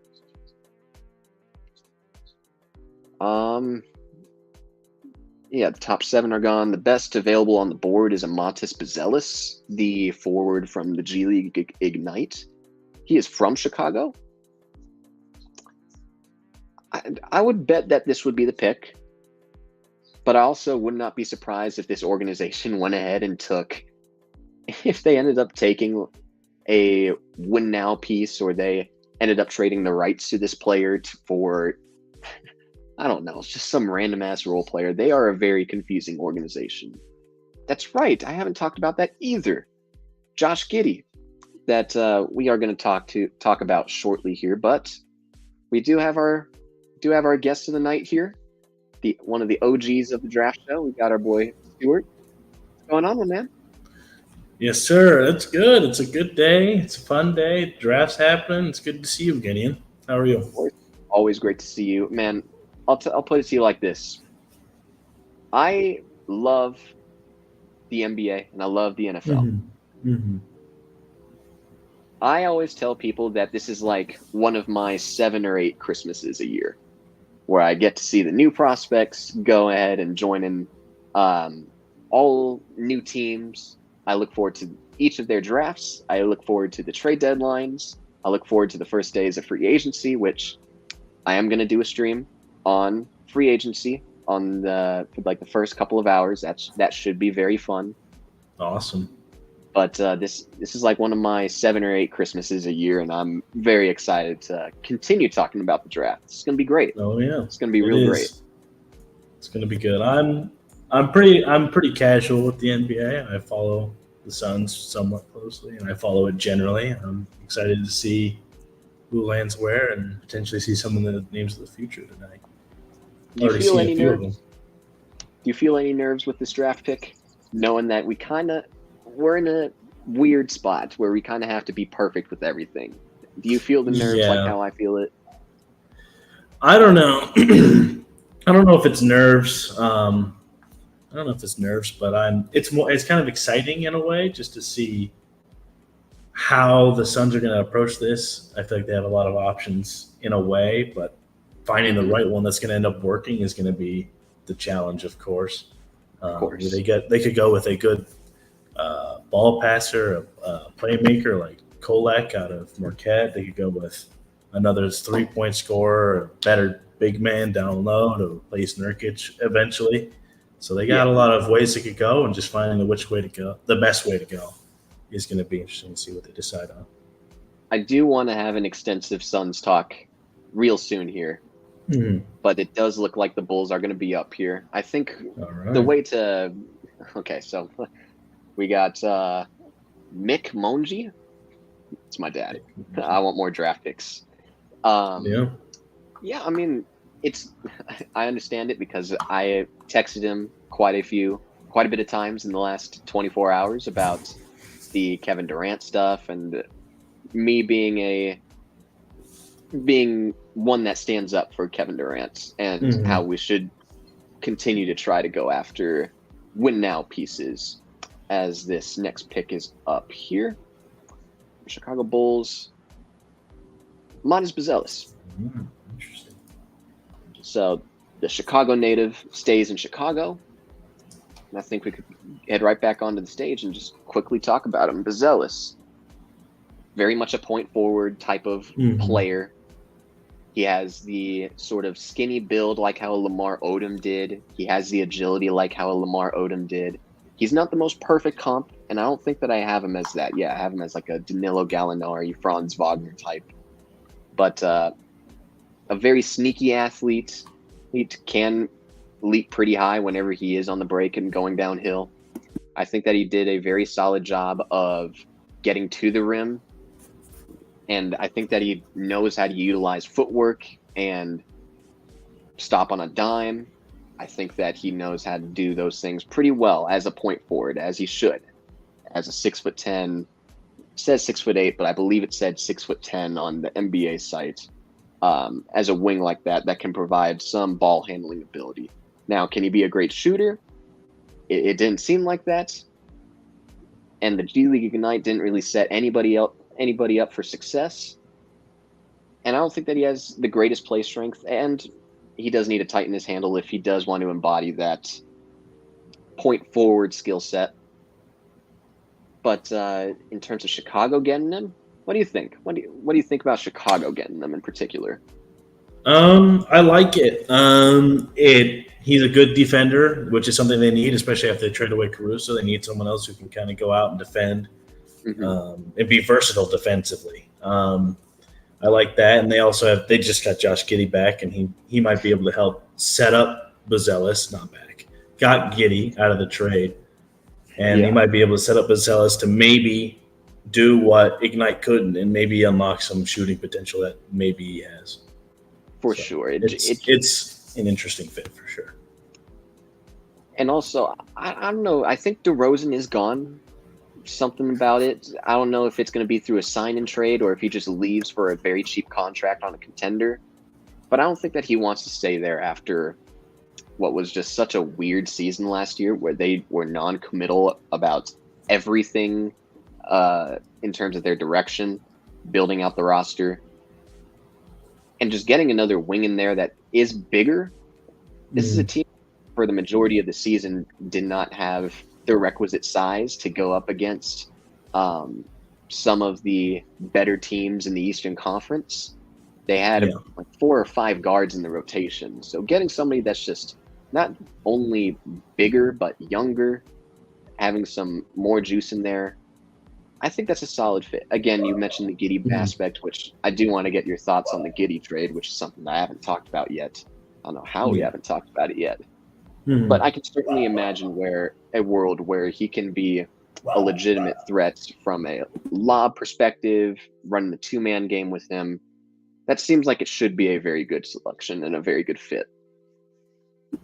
Yeah, I'm excited. I'm excited to see what the Bulls do in free agency and trade-wise, especially with DeRozan. That could be interesting. I'm happy they didn't go with another guard because I feel like it would have just made that backcourt just even more crowded. You've already got Kobe White. You've already just traded for Josh Giddey. I think another guard would just kind of make that more complicated as it kind of has been recently. So I'm excited to see what he can do, and maybe he can kind of space out the floor and be better defensively for them. Do you find it odd that Chicago was just not able to extract any draft picks?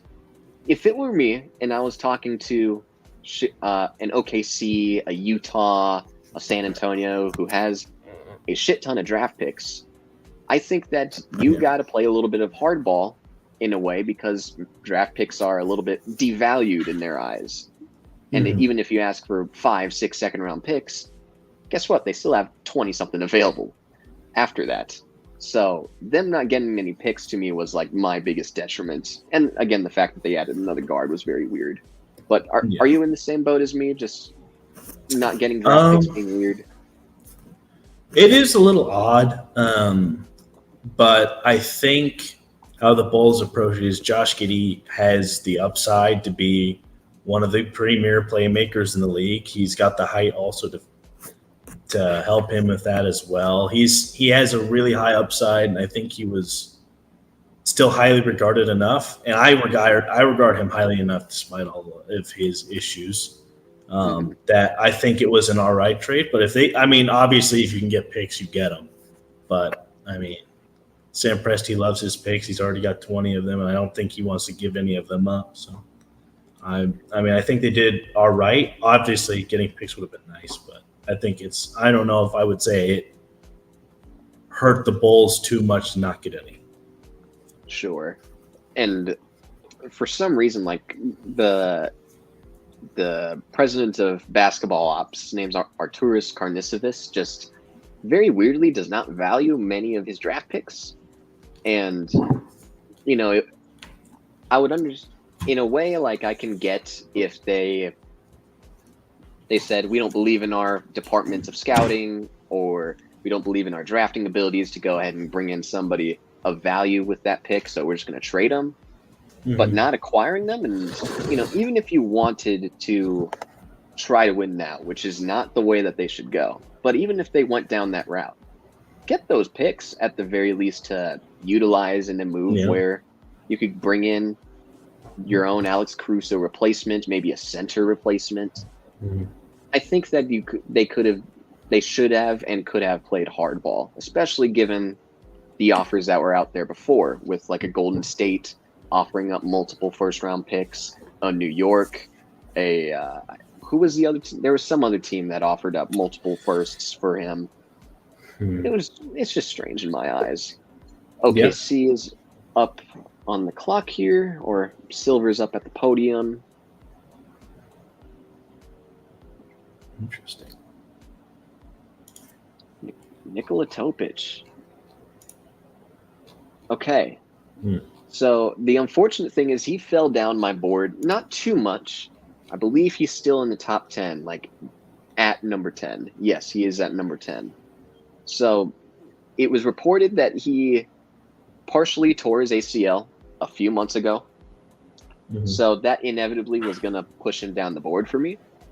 His negative wingspan, along with that, at a 6'5", it says that he's 6'5" here, but he is 6'7". He's 6'7" with a 6'5" wingspan. Those are some pretty large negatives, if you're asking me. But a legitimately great point guard who knows how to change pace and speed, and I think that he does a really good job at manipulating defenders and creating open lanes with his eyes and finding the open cutters.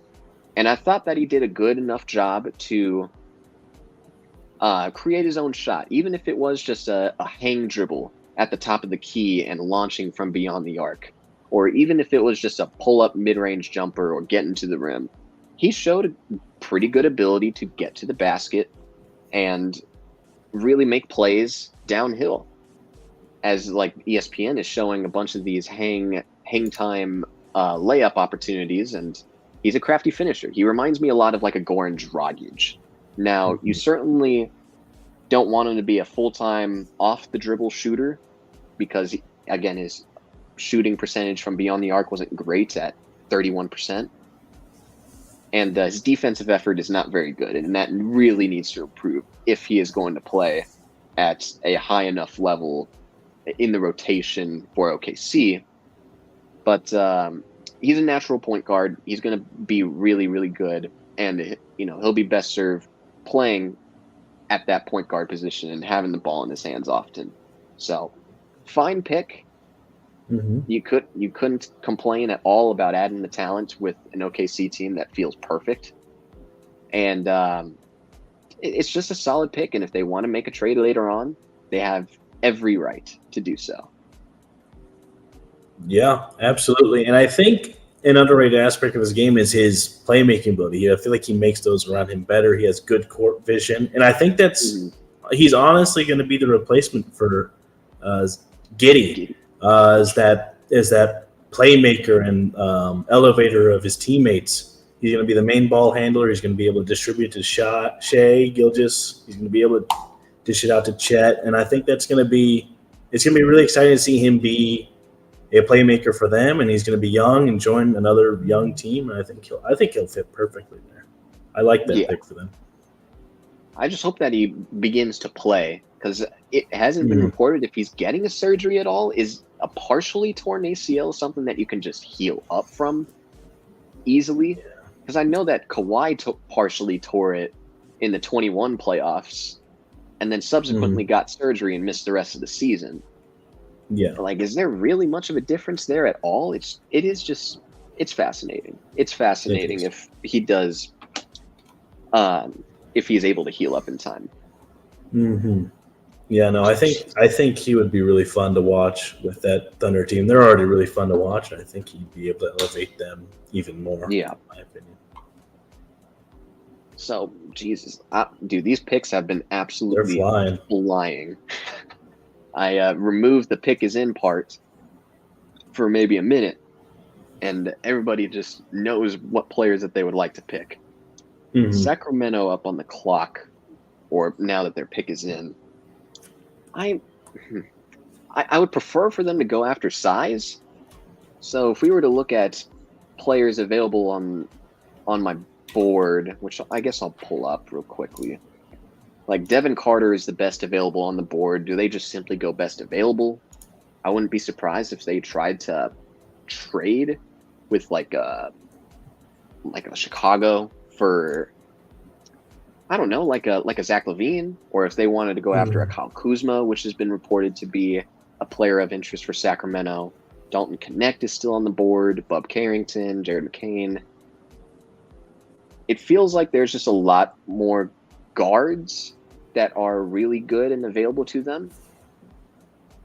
And I think that it probably is going to be a guard if I had to put a bet on anything.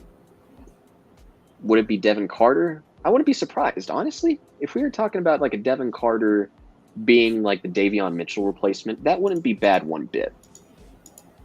Yeah. I would agree. I think Devin Carter is a great fit. He's really good defensively, which would be a huge boon to the perimeter defense, which I think is something they could work on. And he has the potential shooting to be a high-end shooter and a good 3-and-D guy. And I think that would be a great fit next to De'Aaron. You could keep Monk coming off the bench. I think that would be a really nice fit. Dude, I keep forgetting that they re-signed Monk. That was a steal of a contract in my eyes. Yeah, that was nice. Christ. I can't even go through my thoughts anymore as this pick is coming in. Be a draft. Devin Carter. I like Aren't that. we just like that a lot. The greatest of analysts, Stuart? We're so smart. We're so freaking smart. So, yeah, Devin Carter, he's pretty much exactly what Stuart said. A very good distributor of the ball who can shoot it and is a absolute hard worker on the defensive end, which is the first thing that really stood out to me as a guy that is all heart, all efforts, and can easily play into any and every role that is asked of him. Unless you're having him guard centers, that's a different story. But he was very legitimate defensively, doing the little stuff there. He was a legit rebounder. He averaged almost 9 a game as a 6'2" guard. Now, you could question the competition that he was facing, being a guard from Providence. That's still an insane amount for somebody at 6'2". That just should never, ever happen. But sneaky athleticism, was able to shoot really well this year, shot 38% from downtown this year on 6 attempts, which was his highest volume. I do worry if this is just like a one-off season, because he did not have the greatest shooting seasons in his previous couple of years. Shot 27% in year 1, 30% in year 2. It's nice that there was like this boost in his percentage and in his volume, but that has to sustain. And will his weird form sustain in a situation like this? I'm not entirely sure. But at the end of the day, you take a gamble on a guy that is going to be all heart from day one. You appreciate the guys that want to play. And, he reminds me a lot of like a Marcus Smart, just being an absolute dog on that end, as well as being a relatively solid enough playmaker to be effective. And he's going to be a launcher. So Devin Carter is a good fit over in Sacramento. I think we touched on it a little bit here, but I'll give you the floor to talk a little bit more about Carter if you'd like. Yeah, I mean, you talked specifically a little. You just touched on this a little bit. You worry about like the competition he was going up against, like playing for Providence, but like Providence is in the Big East. He plays against teams like UConn, Marquette, Creighton. Those are St. John's, even Seton Hall. Those are premier shooting and offense teams, and he was able to play really well against those teams defensively, and even offensively, he was really good too. So I don't know if that necessarily is a knock on him, like who he's playing against. And that, in my opinion, may have been the best conference in college basketball this season. So I think he was going against the best of the best. And I really love his hustle. He's great on the boards. He's going to be great up there with Sabonis. He and Sabonis are going to be really good on the boards, getting more offensive rebounds. Yeah. You already talked about his defense. His defense has been really good. So, and even if his shooting falls off maybe a little bit, and he isn't that premier offensive threat, I don't think that's necessarily as much of an issue because he's going to be so good defensively. He's going to be so good on the boards that I think he's just going to be able to make up all of his production otherwise, but he still also has that offensive production. So I think it's a great pick. I think it's a great fit. So I'm excited to see how it works out with him on the Kings. Yeah, I think we nailed that. We freaking nailed that story. Yeah. I mean, it's just perfect. So just how we drew it up. Washington is on the clock here. They get this pick from Portland in the Deni Avdija trade that happened about 30 minutes before the draft started. I'm curious. I would go for a guard here as well. Well, it feels like we can only go after guards at this stage. But is there a guard in particular that you would be interested in for Washington? Not that I can really think of right now. Rob Dillingham would have been a fun pick here, but there's no way he was going to fall this far. Jared McCain could be a lot of fun. I think he could be really exciting on this Wizards team. He's a great offensive piece. He plays with great hustle. I think he could be a fun piece for this team. Yeah. What would you think? Because I like Jared McCain as well. Like that's a really he really surprised me. I thought he was going to be a lot less of a defender than I originally thought. I thought he was a little bit more of a wing guy at first. Clearly not. Yeah. You know, I'm very much of college basketball until the draft begins or draft season comes around. But I like Bub Carrington, Carlton Carrington out of Pitt. Yeah. And Jesus Christ. And the pick is back up. Commissioner's already up there. All right. I mean, you nailed it. You freaking nailed it. Bub Carrington. So I think the basic thing that you need to mention when it comes to Carrington, mid-range maestro. Shot 51% in the mid-range on 116 attempts. And when he's creating off of the dribble, he averages, I say, nearly a point per possession, but it's 0.99 per possession, which was ranked in the 83rd percentile, which is really, really good. He really knows how to elevate on all of his jumpers. He really is crafty as a scorer, as a shooter, and knows how to create advantages by bringing two guys to the ball. And he also has just a really good first step. I think you do worry a little bit about how he can play off the ball. I think that he really short-armed his catch-and-shoot shot attempts more than his mid-range jumpers or his off-the-dribble jumpers, which is, not the most sustainable thing in the world, especially if you're asking him to play a little bit more off the ball, which is something that I think probably would be the best role for him. And I think that his defense is a little bit of an issue in the sense that he doesn't have the greatest of strength. I compare him a lot to like an Emmanuel Quickley or a Spencer Dinwiddie as a guy that's probably going to be more of an offensive creator. And if he is able to get hot, he can be able to dish out when he is able to bring two to the ball. Yeah. I think that's perfectly said. I think he's going to be a fun, maybe dynamic player on offense. Like you said, he's not the biggest guy in the world. He's kind of probably a little bit weaker, like a Quickly. I think that's a good comparison as well.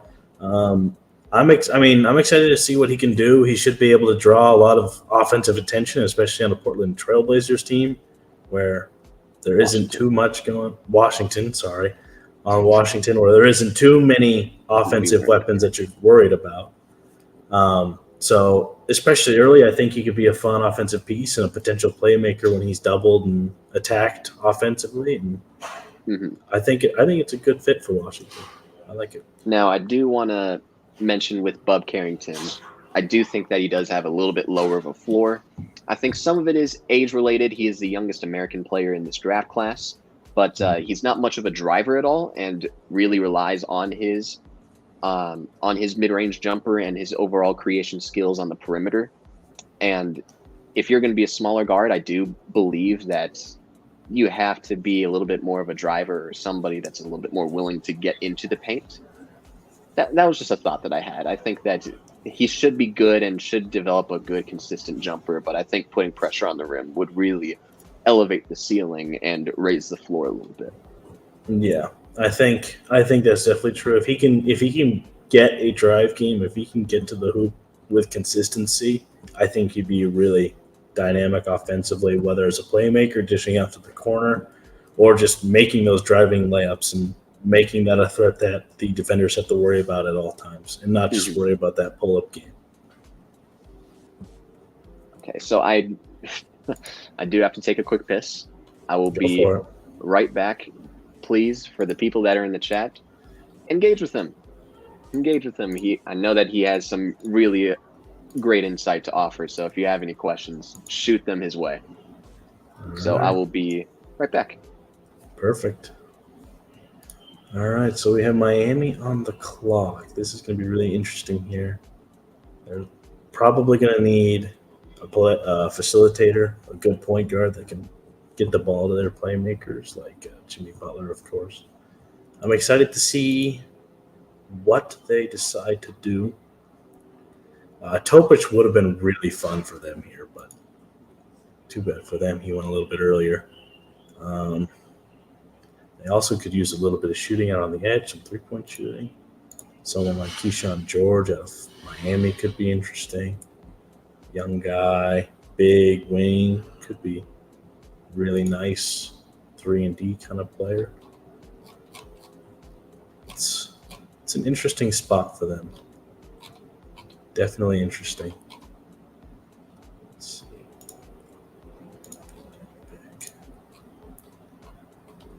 Bub Carrington could have been nice too as a offensive weapon at the point guard position. I think they could use a really young, exciting point guard.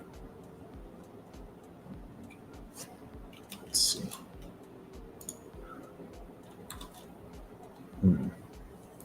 Welcome back. All right, Ian's back. All right, so the pick is in already for Miami. Yep. I think I would go, because I talked about it earlier with the Jimmy Butler extension or the potential non-extension that he would get and how they want to bring in somebody a little bit younger that can match up with the timeline with Bam. I'm curious who that would be if they decide to keep it. I know that it says the pick is in, but I know that we've been bamboozled before with the trade maybe 10 minutes later. So I would think a guard is in play. Yeah. Like perhaps like an Isaiah Collier. I would assume Jared McCain. I'm pretty sure you already went through all of these names while I was gone. But I think getting a perimeter guy would be very important, beneficial as they try to transition just a little bit to a younger phase of this Jimmy Butler era. Mm-hmm.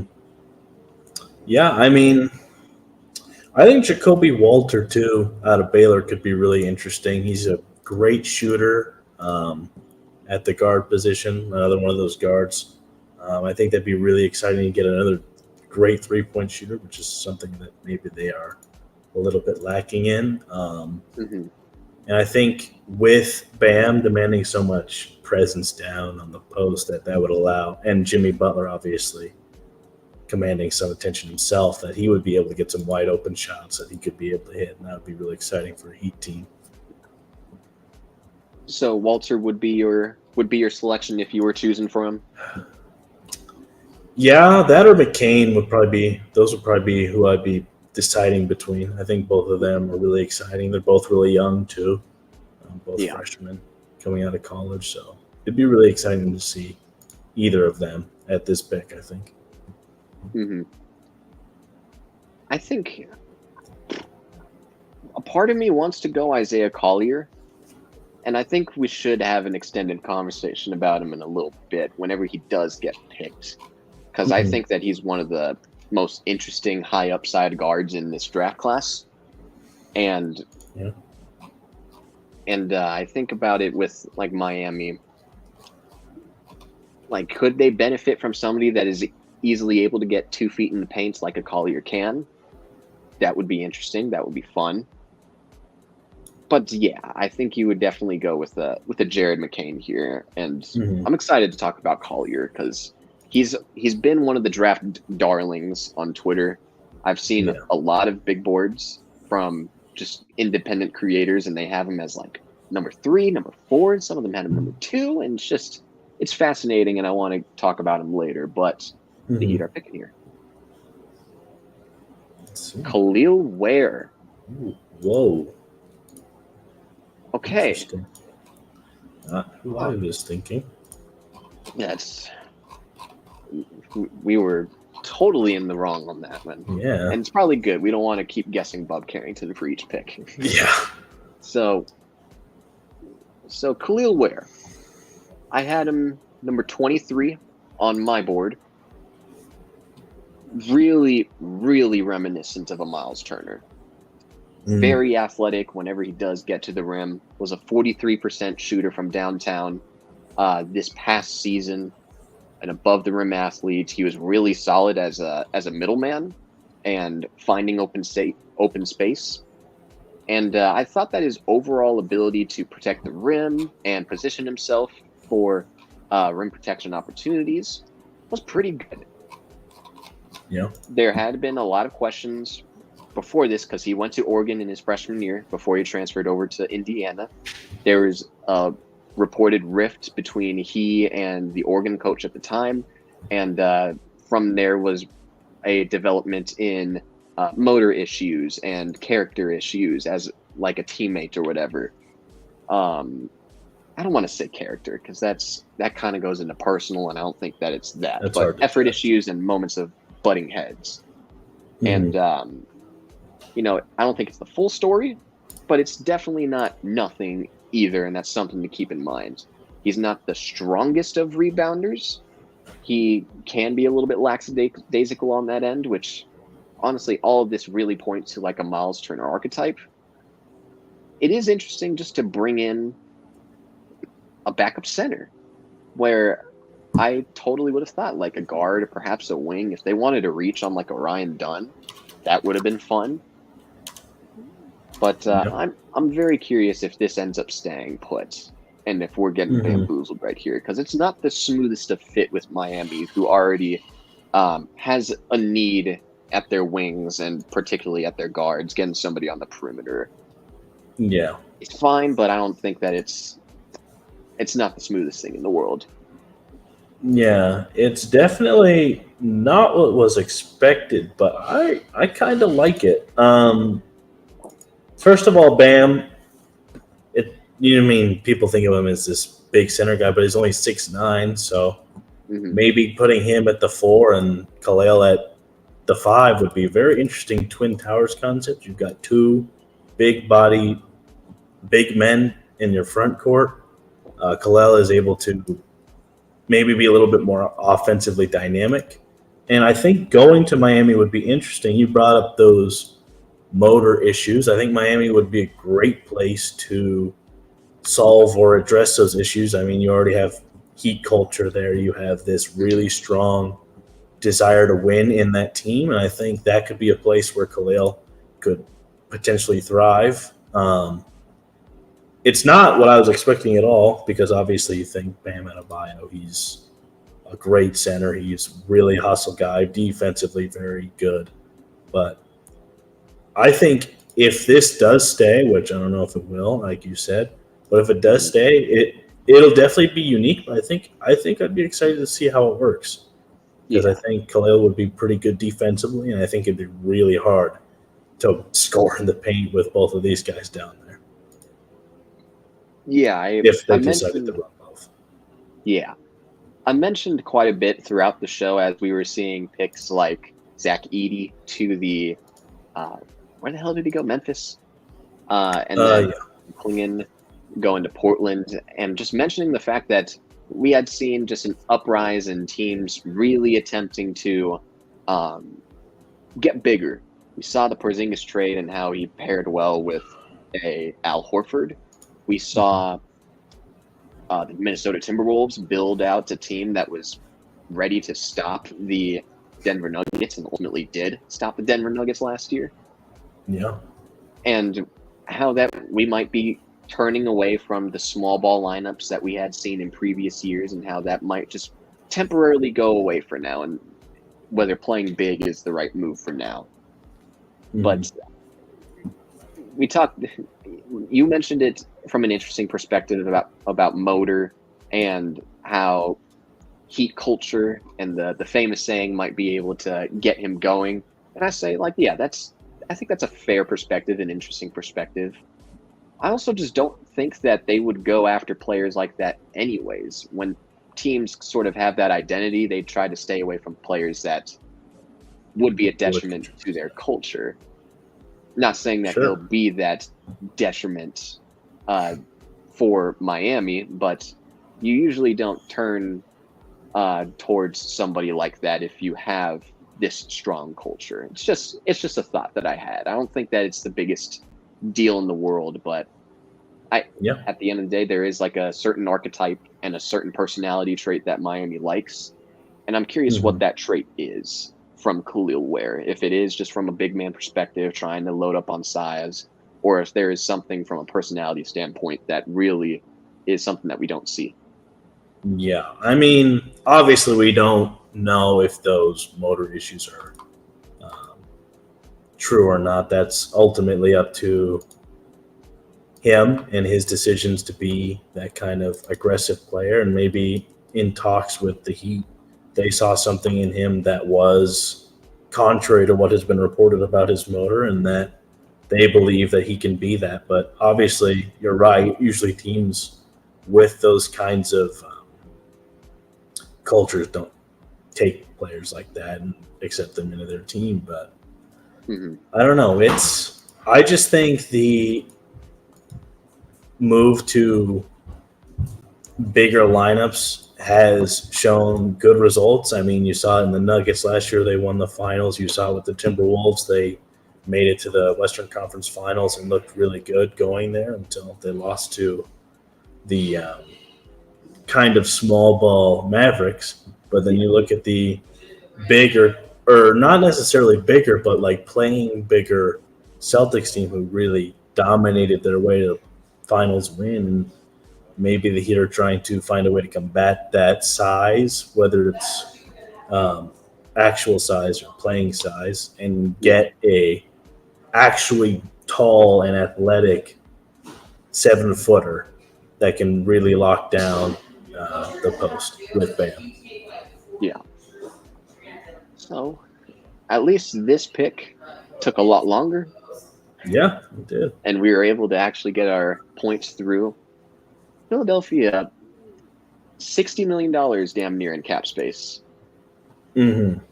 I would not be surprised if this was used as a potential trade chip. I have long loved the fit of Kyle Kuzma in Philadelphia and being a supercharged Tobias Harris for that team.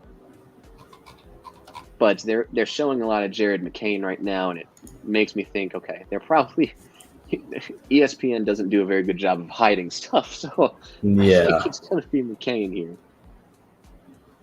Yeah, that's probably who I would guess too. Oh. Interesting. they're announcing the trade now. Man, they are very late to the trade stuff. Mm-hmm.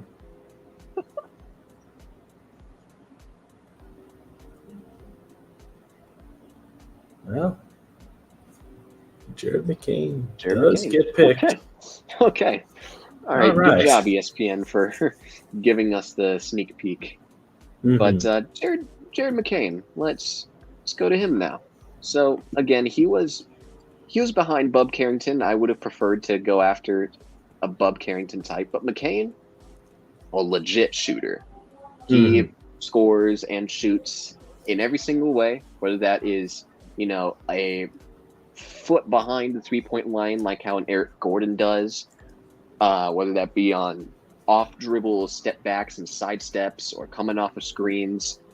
He's very legit. Showed that in the later games in February and in March, was very, very good. I thought that before I began doing my work on them, I thought that he was a wing. He very clearly is not at 6'3", 6'2". It says on the forum, but I thought that his ability to maneuver in pick and roll situations and to sort of keep his defender in jail, essentially, and be able to handle the pressure and all the blitzes that were coming at him, thought he was really good at that. Now, like any small player, you are going to have some issues as a defensive player. Regardless of how good you are, teams are always going to set up your game plan around, we're going to attack the smallest player on the court.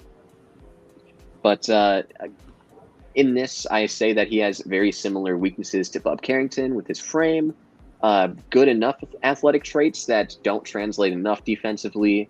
He's not the greatest of finishers, particularly due to his frame as well. But he should just provide a ton of scoring versatility and good enough backup point guard play. Reminds me a lot of Eric Gordon. That was my main comparison for him. And should be... I talked to one of the friends of the show, a former guest on this particular draft show, Will, the Philly fan, about how much he wanted a guard next to Tyrese Maxey. And I hope that he likes this one, because that's a hell of a shooter to put next to Maxey. A little undersized, but you kind of like that versatility that you have from an offensive perspective. Yeah, I mean, I think if I were Will, I'd be really excited about Jared McCain. I like him a lot. I feel like he has the drive to be good and get better. I mean, you saw his progression throughout the year. He just continued to get better and better as the season went on at Duke, and you just saw his improvement throughout the season. And I think you'll continue to see that as he gets to the NBA. And I think with that drive and with his athleticism, he is kind of a smaller frame guy, but he's very athletic, very explosive. And I think he's going to fit really well in that 76ers offense. And I think, as you said, he's solid defensively. And I think he'll be good to just kind of fit in right with Tyrese Maxey and Joel Embiid. Yeah, I always viewed him as as a good player on a contender.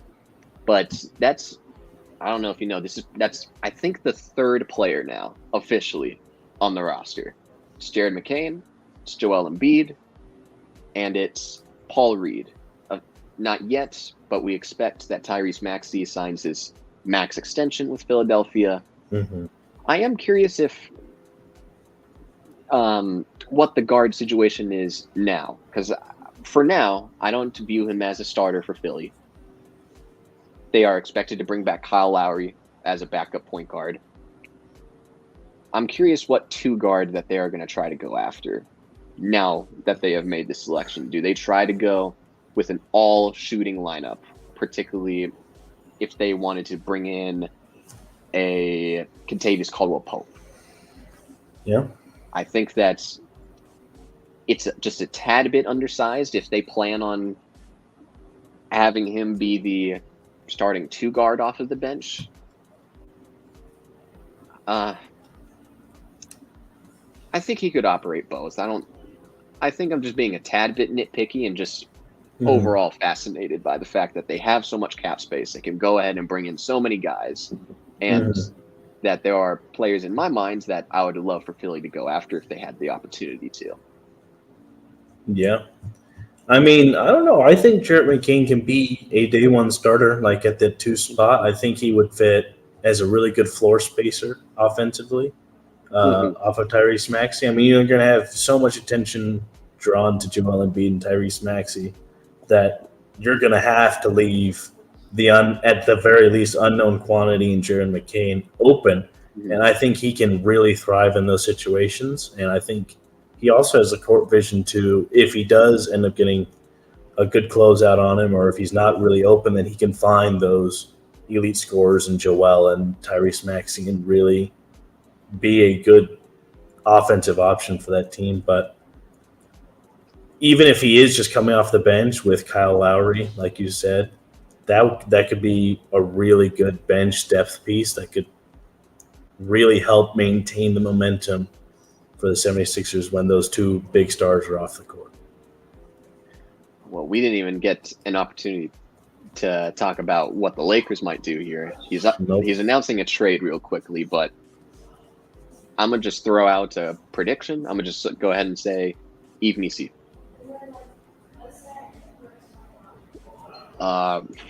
Forgot Dalton Knecht was still on the board. Never mind.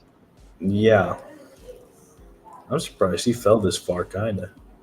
Thought he'd be picked by someone else. That is a good pick. I like that pick a lot. So like that came out as number 11 on my board.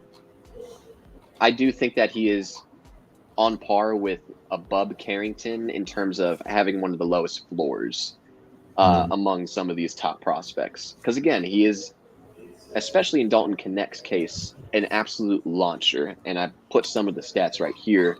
42% on catch and shoot shots, 40% on shots coming off of screens, 40% from 3 all season on damn near 7 attempts a night. He just does a really good job of catching fire from beyond the arc or anywhere on the court for that matter, because he has shown an ability to get to the rim a little bit, shooting 58% there, showed a decent amount of ability to operate in the mid-range. And I think that his ability to absorb contact in his 6'5", a little bit more stocky frame, his ability to average 6 free throws a night was good. It was real good. But I don't see this. It's not really like a willingness to get to the rim, but it's more so he loves to shoot. And if he is able to get it going from the perimeter, then that's when he's going to drive. If he continues to miss from beyond the arc or in the mid-range, he's going to continue shooting those, which can really shoot him out of the game. Gets bothered quite a bit by pressure, and I do think that the perimeter defense was better than I expected, but is very much lacking. I very much view him as like a Buddy Hield, Harrison Barnes type, and I wouldn't be surprised if this ends up putting somebody like a Rui Hachimura or a Jared Vanderbilt out on the marketplace. Yeah, I like Dalton Knecht a lot. I liked what he did at Tennessee. He was a very aggressive, very mature player. Obviously, he's one of the older people in this draft. And I feel like he just plays with a lot of hustle and a lot of intensity, and I really like that about him. Like you said, he can get extremely hot at the three-point line and anywhere else on the court. And I think that's something that the Lakers need. I mean, they need someone who's mature and can play right away, and I think that's something that Dalton Knecht can be. And I think if he's able to be the shooter that he can be, he's going to be a great fit for a Lakers team that's hoping to get LeBron back, already has AD. I think that's exactly what they need, a good perimeter shooter, and I think Dalton Knecht can do that and really space the floor for a team that really needed that, because they really didn't have that last year, and that was something they were sorely lacking. Yeah. So we got This Ain't It Fam putting a comment down. What's your take on the JJ Redick hiring? Let's just say that I'm cautiously optimistic about it. On one hand, the process of the whole coaching process, it was very, very weird in my eyes. I think that them hiring a first-time head coach the first time around with Ham, it was a fine risk that didn't end up paying off. And then you go ahead, subsequently fire him after he did a fine job. I'm not saying he did a perfect job because the rotations really, really sucked. But I thought that schematically there was a couple of things that I really liked out of him. And your way to just sort of move off of the first-time head coach, the way that you alleviate that is bringing in a coach that has no experience. It's that process to me is a little weird. However, I do recognize his connection with so many of the players in the NBA. I don't want to do the podcast thing a whole lot and bring it up, but the fact that he was able to do 230 episodes is so weird that I'm using the podcasting thing as a way to back him up. But him bringing on so many different guests and having them be comfortable around him, I think is an important thing. You got to have your players comfortable. You got to have good relationships with the players. And I think that he has that. I think his ability to connect, I think that his ability to display, his overall ability to show off X's and O's as the Magic pick is going on here. I think that it's worth it. I think it's worth the gamble and something that I should feel very optimistic about. But also, I'm going to keep one foot out of it as well because I see the downside of it if this ends up not paying off. Yeah. Tristan da Silva. Da Silva. Okay. Tristan da Silva. I like it. I do like him. As he was slap dab at number 18 on my board, right where Orlando picked. Perfect. I think of him a lot as like a Cam Johnson. I think that he's a very legitimately comfortable shooter. 40% on catch and shoots, 40% on all 3-point attempts at around 5 a night. I thought that he absorbed contact really well, was really composed, and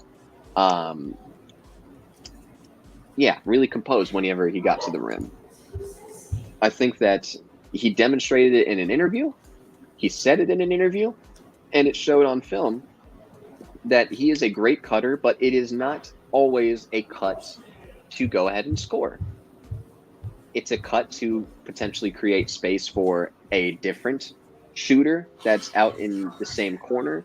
Maybe he is cutting to receive the pass and then zip it to somebody else and keep the defense on their toes. I think he's just a very smart offensive basketball player. I don't like his shot creation much at all. I think that he was really inefficient there. And I also think that from a physical perspective, he's just average. Athletically, he's average, which is fine, which is why I view him a little bit more as like a Cam Johnson. But he's very much a guy that you have to scheme for on the offensive end, and I think would ultimately be pretty solid over here in Orlando. Now, I'll actually let you get to this. I have a couple more thoughts, but I'll let you give your take on Mr. Tristan da Silva going to Disney World. Yeah, I mean, I like Tristan da Silva a lot. I watched a little bit of him at Colorado, and I think he's a highly, like as you said, a highly intelligent player. He has really good instincts, not only getting to open spots on the court, but creating open spots for his teammates, whether that's with cuts, whether that's with just moving around and always staying mobile on the court on offense is really nice. He seems to be very mature.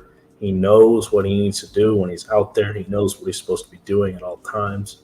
And I think that's important for a younger team that's trying to kind of figure out what they're going to do in the near future. And I think having someone who's confident and mature coming in with a team that right now is filled with a bunch of younger players who maybe don't know that, I think it's going to be a great fit, and I think he'll be able to fit right in with that team. The only thing that is, I don't want to say a concern, because ultimately this team did need shooting. But I think just as importantly, and something that I would have liked for them to go after in this draft, was to go ahead and grab a athletic shot creator. Yeah, I think that's very true.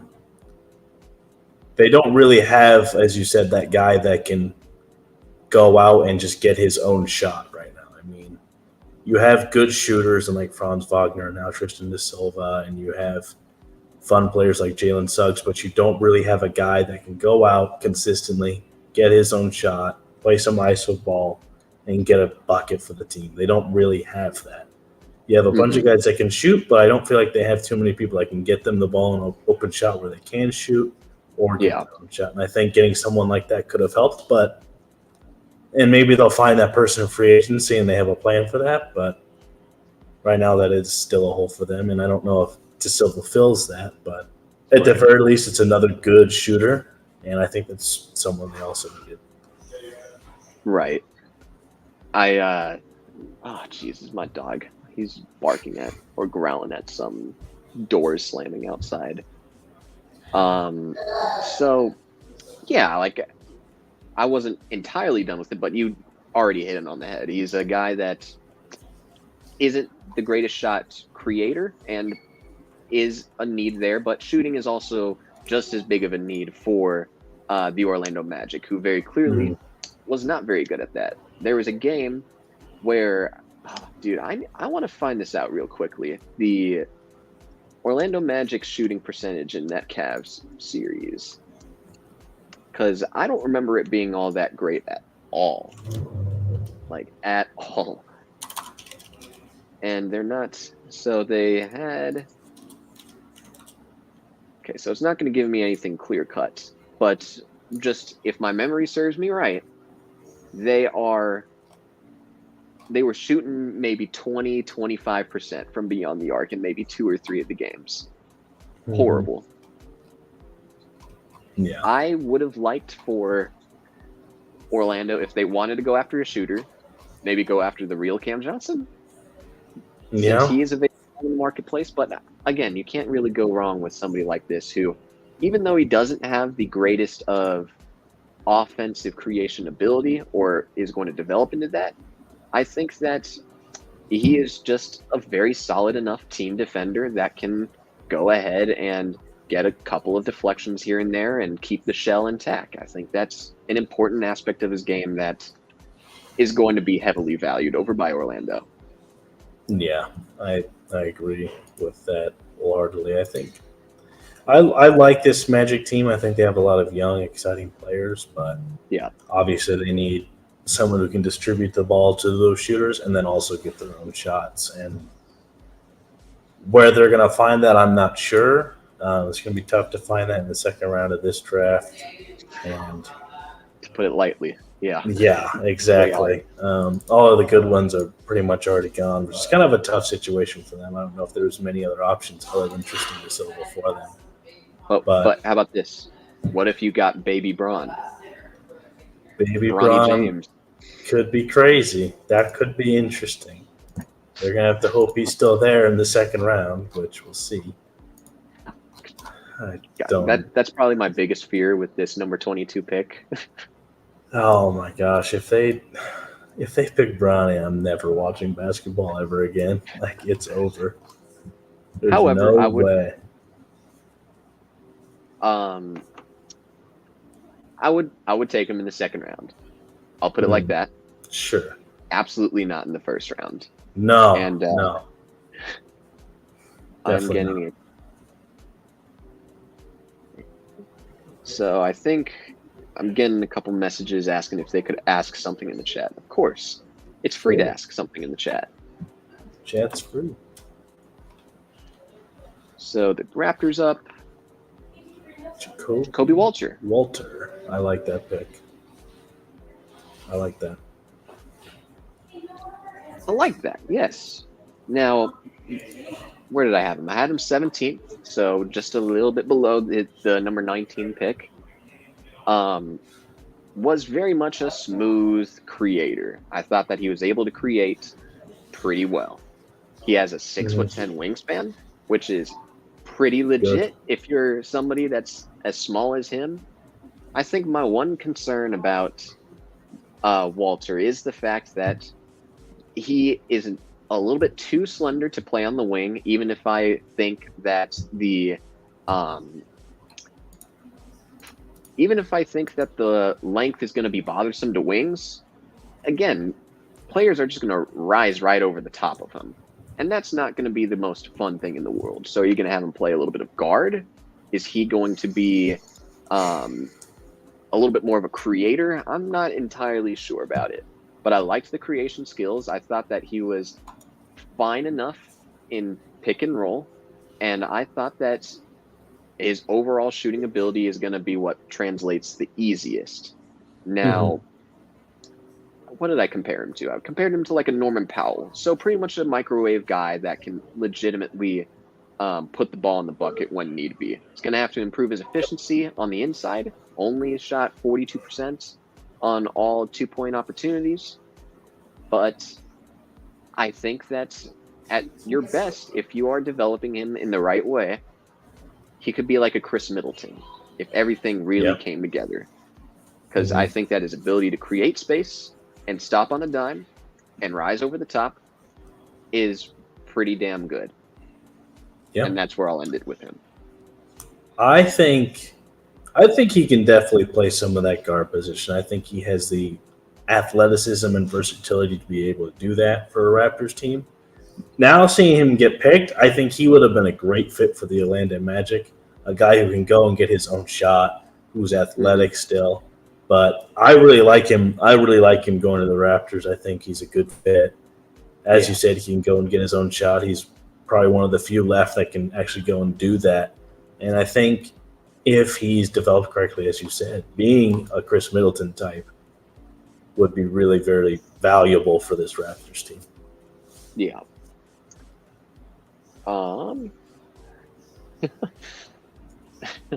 I have I'll text you it later, but there's some very funny stuff with what's going on with the fam right now. Because I have some fam watching. Again, the family that's out there watching, I really appreciate y'all. I'll join in. I think we could end the Walter stuff right there because I think it is just a very basic evaluation. The only how about this? The only thing that I'll end off on is that they have quite a bit of undersized guard/wing types, like an Ochai Agbaji who's 6'4", plays a little bit of power forward. Grady Dick is like 6'7", plays shooting guard and can't keep up with wings. And it's just a little bit of a weird mixed bag, but I think he'll be just fine if he is able to get the requisite touches. Cleveland picks in already. Holy. Oh, Jesus. So, Mick Monji. How good will the Knicks be after that Michaela trade? And 2 first-rounders. Well, they traded away damn near every first round. Oh, you're talking about 24 and 25. Well, to me, I think their ceiling is very easily a championship winner, as weird as that sounds. I think that the whole point of that trade, especially after they brought back Anunoby, was to bring back a team with legitimate perimeter defense to stop the Boston Celtics. And to me, that feels like the only team that is going to be a credible threat to the Knicks in the Eastern Conference. Now, the Knicks will still have to prove themselves in a way because, Mikal still has to show that he can be the offensive scorer that he was a little bit with Brooklyn, but combine that with what he learned in Phoenix and being a legit role player. But they should be near the top of the Eastern Conference and should give the Celtics a run at their money. Yeah, I mean, I really love that trade, not only for the Knicks, but for Mikal Bridges. He's put on a contender once again. I think he fits right in with the culture there, the really tough and hard-nosed kind of basketball that they play there. I mean, I think he just fits it perfectly. He's going to be an elite perimeter defender, which is something I think will be really important come playoff time, especially against teams like you said, the Celtics, who you have to defend against Jason Tatum, Jaylen Brown, and I think Mikal Bridges is as good a defender you can get against those guys as you can possibly get. Yeah, and if he's able to realize his offensive potential in an offense where he's not the only person who can score the basketball, I think it's going to be really exciting to see how far that team can go. Mhm. And I mean, I've always been a McHale fan, and I'm really excited to see him play on a team that can potentially win it all. And I think he just fits in perfectly. I feel like the only thing they really need now is a everyday big man, and then I think they'll be. I mean, I don't know who would be able to beat them personally if they had a good, solid big man. I think the big man that they should target, if Isaiah Hartenstein is not going to be available at the price tag that they want, I would like for them to select Ron Holmes as the big, as somebody that can do just a little bit of everything on offense and defense. Not the perfect prospect, but you are able to bring in somebody that has a little bit of floor spacing, a little bit of verticality, a little bit of perimeter and rim protection, which would probably be a much more viable option than having to deal with the 40% free throw shooter that is Mitchell Robinson. And with those 2 first-round picks that they have available, he's certainly going to be in play for them. And if they picked up Ryan Dunn, who I am going to get to real soon, that would be a very, very, what's a good word to say? Overdosed? It's going to be a very overdosed-looking defense because that's a lot. Yeah. There's a lot of length, strength, and perimeter defense to throw at those stars. Yeah, I think. Yeah, that would be. I like the Ron Holmes shot a lot. If Kel'el had somehow fallen, that would have been an amazing pickup for them too. I think he would have fit in perfectly. But obviously didn't, and now we have the Cavaliers picking. You think like a wing? Jaylon Tyson. Okay. I honestly don't know anything about him. Let's see. I wrote up 39 guys in pretty solid detail.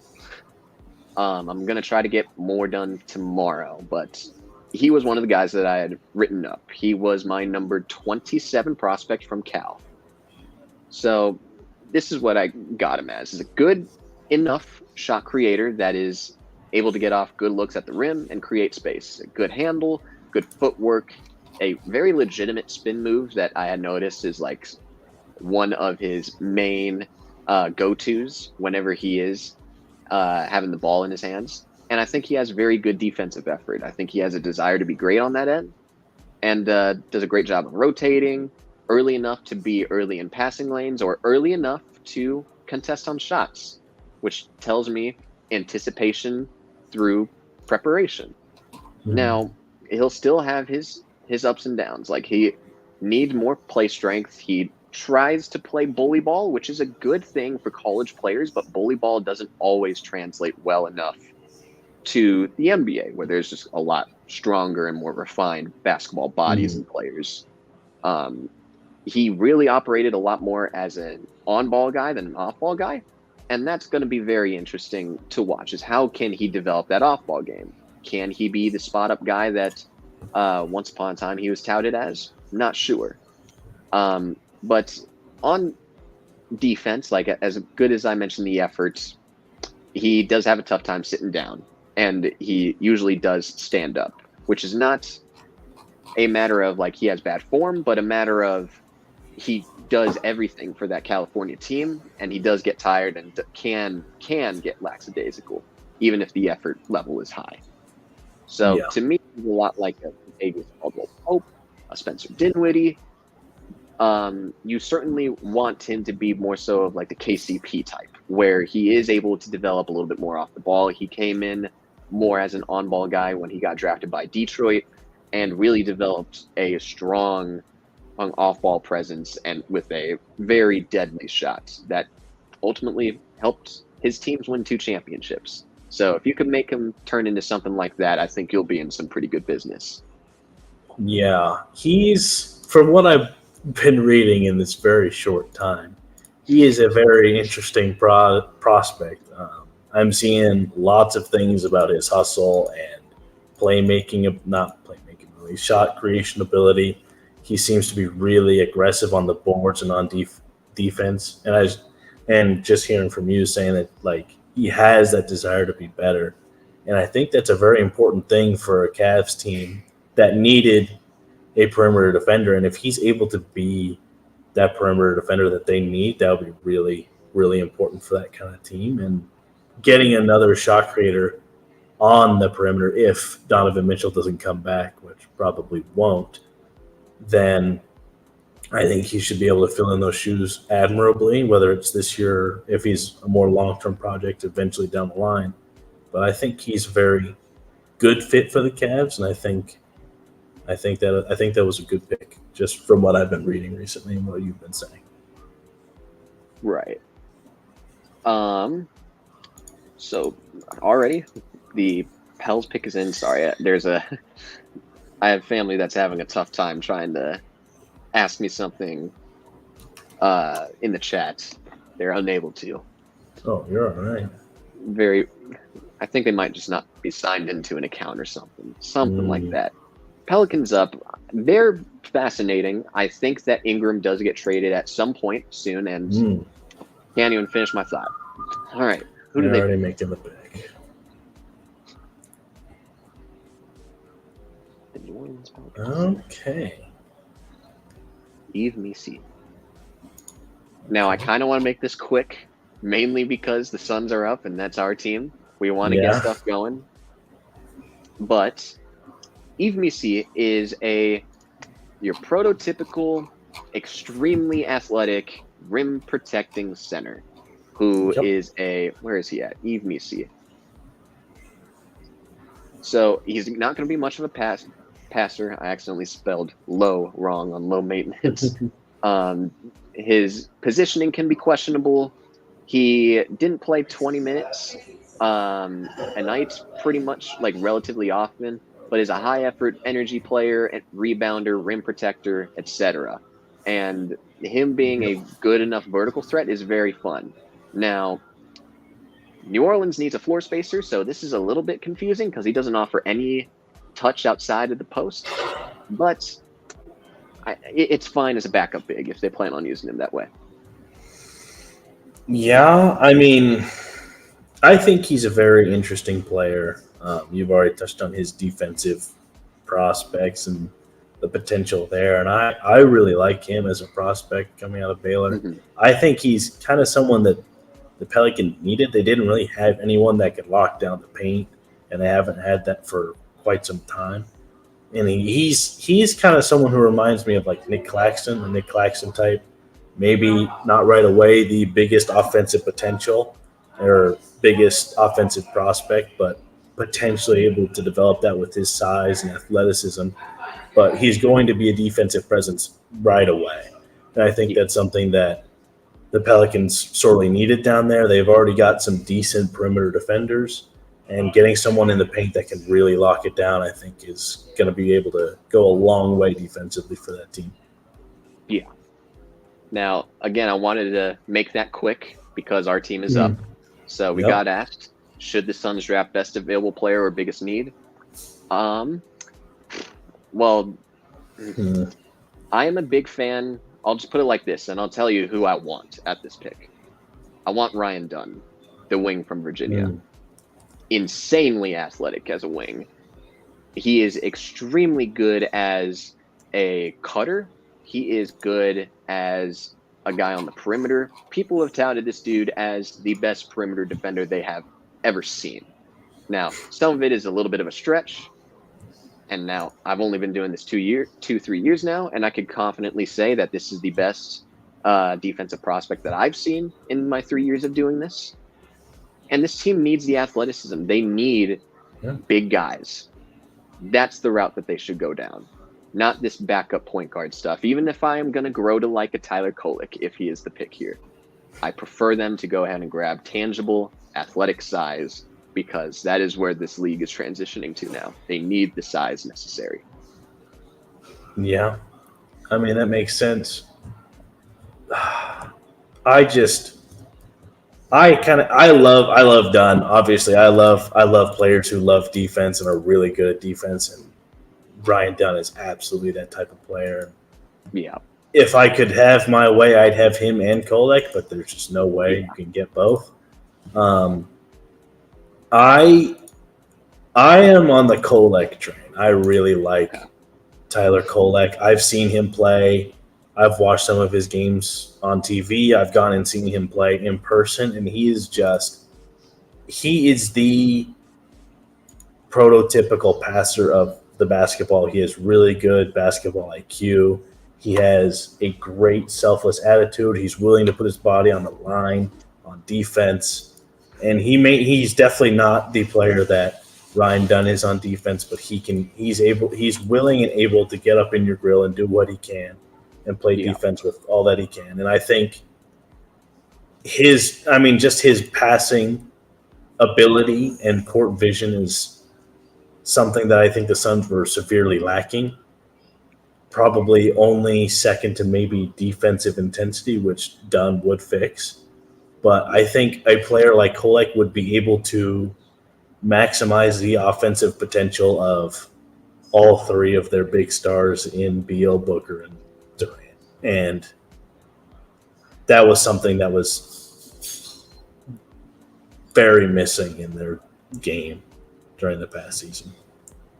But I would be happy with either of those picks. I'd be really pleased with either of them.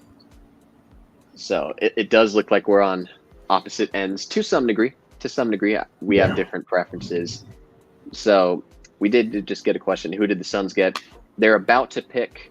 We don't want any spoilers in the comments at all. It's going to come in early on Twitter and on Bleacher Report. We're reacting to everything on TV. So, I'm nervous, man. We haven't had a draft pick in a long time. It's been a minute. I just hope we don't mess up our one pick. But I will say, the Gambo 5 came out a couple days ago. I think it was yesterday. The 5 players that the Suns are most interested in. So Dunn and Kolek were there. Yep. Yves Missi was also there. Same with Tristan da Silva and Kel'el Ware. And he also gave a shout out to Jared McCain because I know that they were interested in him. But it seems like it's going to be either Kolek or Dunn if they don't make a trade. And they could do that. I wouldn't be surprised if it ends up being a trade after all. I'll probably end up going on Twitter after this just to see what happens. Because if it's neither of Dunn or Kolek, I'm automatically thinking trade. Yeah. I mean, surely, right? If it has to be one of these players, and if it isn't, then it has to be a trade. Or I'm going to have no idea what we're doing. Because those would be the two biggest needs. I would have been cool. I would have loved an Yves Missi or Kel'el Ware too. Kel'el Ware maybe less so because of his motor issues, and if those are real, I don't know if the Suns are a team that can maybe solve that. Yeah. But I mean, either way. Oh, what is the proposed trade? Is this okay? So there was a trade. There was a trade. Okay, so I don't hate it. There goes Ron Holland. Damn it! This to is the Nuggets. Like I'll tell. Well, the Nuggets reportedly gave him a draft promise. They reportedly gave him a draft promise some weeks ago. Wow. The funniest thing, so Verado Middle School legend went to my middle school for a year. That's funny. So I'll always have a bias towards him. But DeRon Holmes being a Nugget is not surprising to me in the slightest. Again, I continue to say that he is a mix of he does a little bit of everything. He came out as my 21st ranked prospect. Was not a particularly great screener. That's a rumor. That's been a knock on his game. He does have limited mobility. You don't really want him on the perimeter often. And he doesn't have too much of a mid-range game. Again, only 40% on 22 attempts. Is pretty much either going to be a pick-and-pop guy or a lob threat. But even then, in those areas, he's going to be pretty good. He's going to be pretty good in those areas. And to me, like we've seen a lot of comparisons to like a Naz Reed because of the way he is still able to move offensively. But I do think that he's a little bit robotic in his movements, where I see a little bit more of like a Bobby Portis, a Jalen Smith, if things didn't pan out with him as a big man, you could certainly see a little bit more of like the combo wing center, Bobby Portis-esque type of player. This is a player that the Nuggets had long been interested in, and the Nuggets being the team to get him is fascinating because they really have lacked a legitimate center behind them. Now, they have, for the most part, used Aaron Gordon as a small ball 5, and that was the versatility of having them on the team. But ultimately, DeRon Holmes to Denver is a very, very good fit in my eyes. Mm-hmm. And I think we'll get to the Phoenix part real soon here, but I took 2 or 3 minutes talking about DeRon Holmes in Denver, so I'll let you take the floor here. I mean, I agree with the DeRon Holmes fit for the Nuggets. I think it's someone who can help that team a lot, especially when Jokic isn't on the floor. I feel like it allows them to be more confident in giving Jokic time to rest if he needs it. And I think he's able to be a worthy backup for Jokic. And I think he's going to be really exciting to see how his versatility helps maintain how they play when Jokic isn't on the court. And I think it's a good pick. I like the DeRon Holmes pick here for them. Yeah. So I do want to touch on the Phoenix portion of it because obviously it, at least dating back to yesterday, they go ahead and say that a trade down is the most likely option for Phoenix. And they ended up doing that. Now, to me, this probably wasn't the preferred pick to fall down to. I would have preferred perhaps with like New York if they were extremely desperate for a DeRon Holmes, or a Minnesota where we could get their early second round pick this year along with their first this year. Same could be said with the Utah Jazz with 29 and 32. But it's 28, it's 56, and it's 2 future seconds, which is pretty good value for somebody that's moving up 6 spots. It's a lot of that is some good capital to pounce on. And I think it's not a world beater by any means, but Phoenix being able to have just a tad bit more of draft capital means the world to a team that doesn't have that capital. What they end up doing from here is going to be interesting. It's going to be very fascinating, but it is. I think this is a fine enough start. And if in my perspective, if you're still able to land Ryan Dunn, excellent. That'll be amazing. Yeah, I agree. I mean, it gives some excitement for tomorrow for the Suns. I mean, we didn't have any second round pick going into tomorrow. Now we do. So maybe we'll have a pick tomorrow. That'll be exciting. But, I mean, only going down 6 spots and able to get, I think, 3 total second round picks? That's, I feel, good value for a Suns team where you'll probably still be able to get either Kolek or Dunn at 20. You'll still be able to get one of those 2 guys that you're probably really excited about. And maybe even takes away the stress of the decision between them, where the decision might be made for you, whether one of them is picked right before this or not, right before their pick or not. And I just think it's a fine enough trade down spot. I think it works.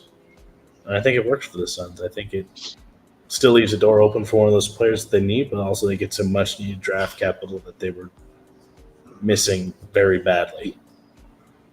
For sure.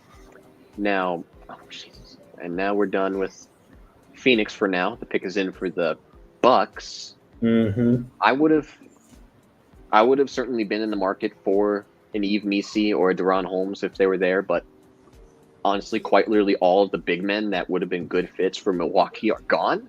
So what they end up doing here, like a Kyshawn George would be very interesting. He just came up on the screen as best available for me. Isaiah Collier would be fascinating as like a backup big. Terrence Shannon is a my guy for me. I like Terrence Shannon too. Controversial, but sure. I think that's worth the pick if you're you're Milwaukee. You kind of need an upgraded grade at the wing in terms of athleticism, shooting. I think that you sort of look towards players like that, like him, like Kyshawn George. I honestly expect one of those two to be Milwaukee Bucks in a couple seconds here. Yeah, I would probably agree with that. I think also someone to keep an eye on is Filipowski. I think he's a really good floor stretcher at the center spot that they haven't. I mean, they kind of are going to lose with or as Brook Lopez gets older, they're going to start to lose that with him. And I think he is a great offensive weapon down on the post that can be. He has the athleticism and I think the game intelligence to be a good fit for a Bucks team down at the center position. Yeah. Bucks pick is in here. Who's Milwaukee second?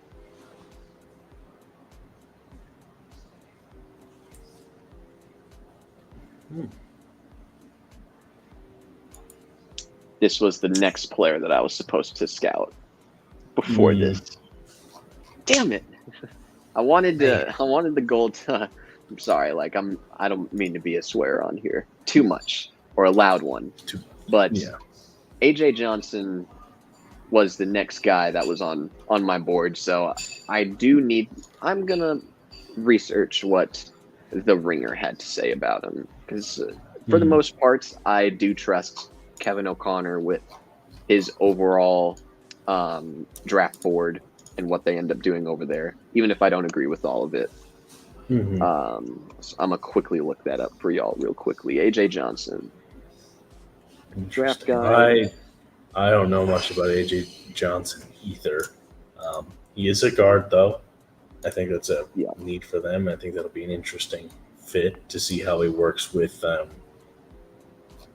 Damian Lillard, obviously, and I don't really know much about his game. So this might just be very quick for the both of us.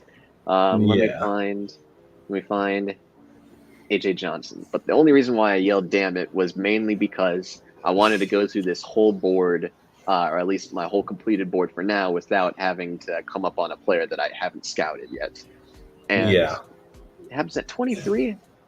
That's frustrating. AJ Johnson was ranked. Where was he? So he was ranked 54th on Kevin O'Connor's board.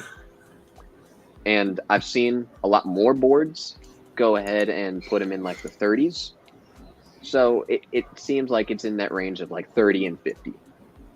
So he's described as like a speedy guard who could get whatever he wants using his dribble. Just a really damn good dribbler with a good first step. Can really feel pressure whenever he's driving and can do the drive and kick strategy and really execute that well. But he's not much of a ambidextrous finisher at all, for as much as he drives to the rim.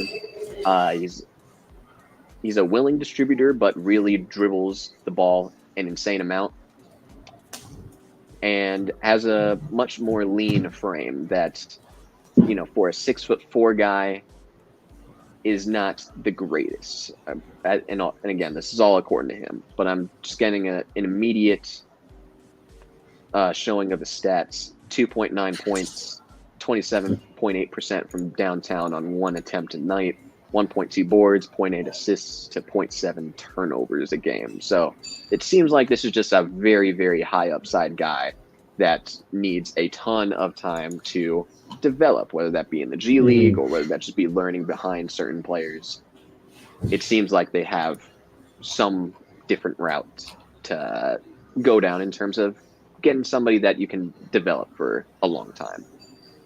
Yeah. I mean, that's what he seems like. He seems like a very we haven't really seen much of him. He was pretty highly recruited. He was a pretty highly rated recruit coming out of high school, but went to NBL Australia, and he's kind of, obviously his stats aren't really anything to look at, but the athletic potential of him, I think, is a good fit in a Milwaukee offense or a Milwaukee team that could use some higher potential players, I think, at this point in the draft. I will say, before that Is that a Dragonbender Draft Cup? No, this is not the Dragonbender Draft Cup. No, this is Mr. Tom Chambers, Walter Davis, and the great Alvin Adams. So that is not the 2016 Draft Cup that you are thinking about. I have a souvenir cup that has Bender, Marquise Chris, and Tyler Ulis on the cup. That is a deadly cup. What are some Suns legends on that cup? To put it lightly, I mean, we have Book's roommate in college on the cup. I mean, yeah. I mean, of course. Like, come on. But very quickly, I would, if we were to go down the route of a development guy that's going to take a while to learn the NBA game, I would have preferred a Pacôme Dadiet. He is another French shooting guard who's, I believe, just a little bit taller. Yes, 6'7", 217 pounds. I feel confident that he'll be picked by the end of the first round. Probably not by us, but who knows? But I would have preferred Dadiet there. But we do have a trade at the 24th pick. The Wizards move up 2 spots with the Knicks by trading 26 and number 51 for number 24. So the Knicks will be picking at 25 and 26 instead of 24 and 25. So they still have back-to-back picks.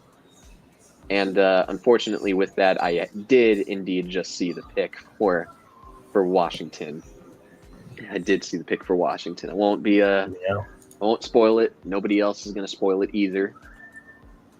So we'll get to that when it comes around. But Washington being this aggressive, I mean, I need to remember their haul.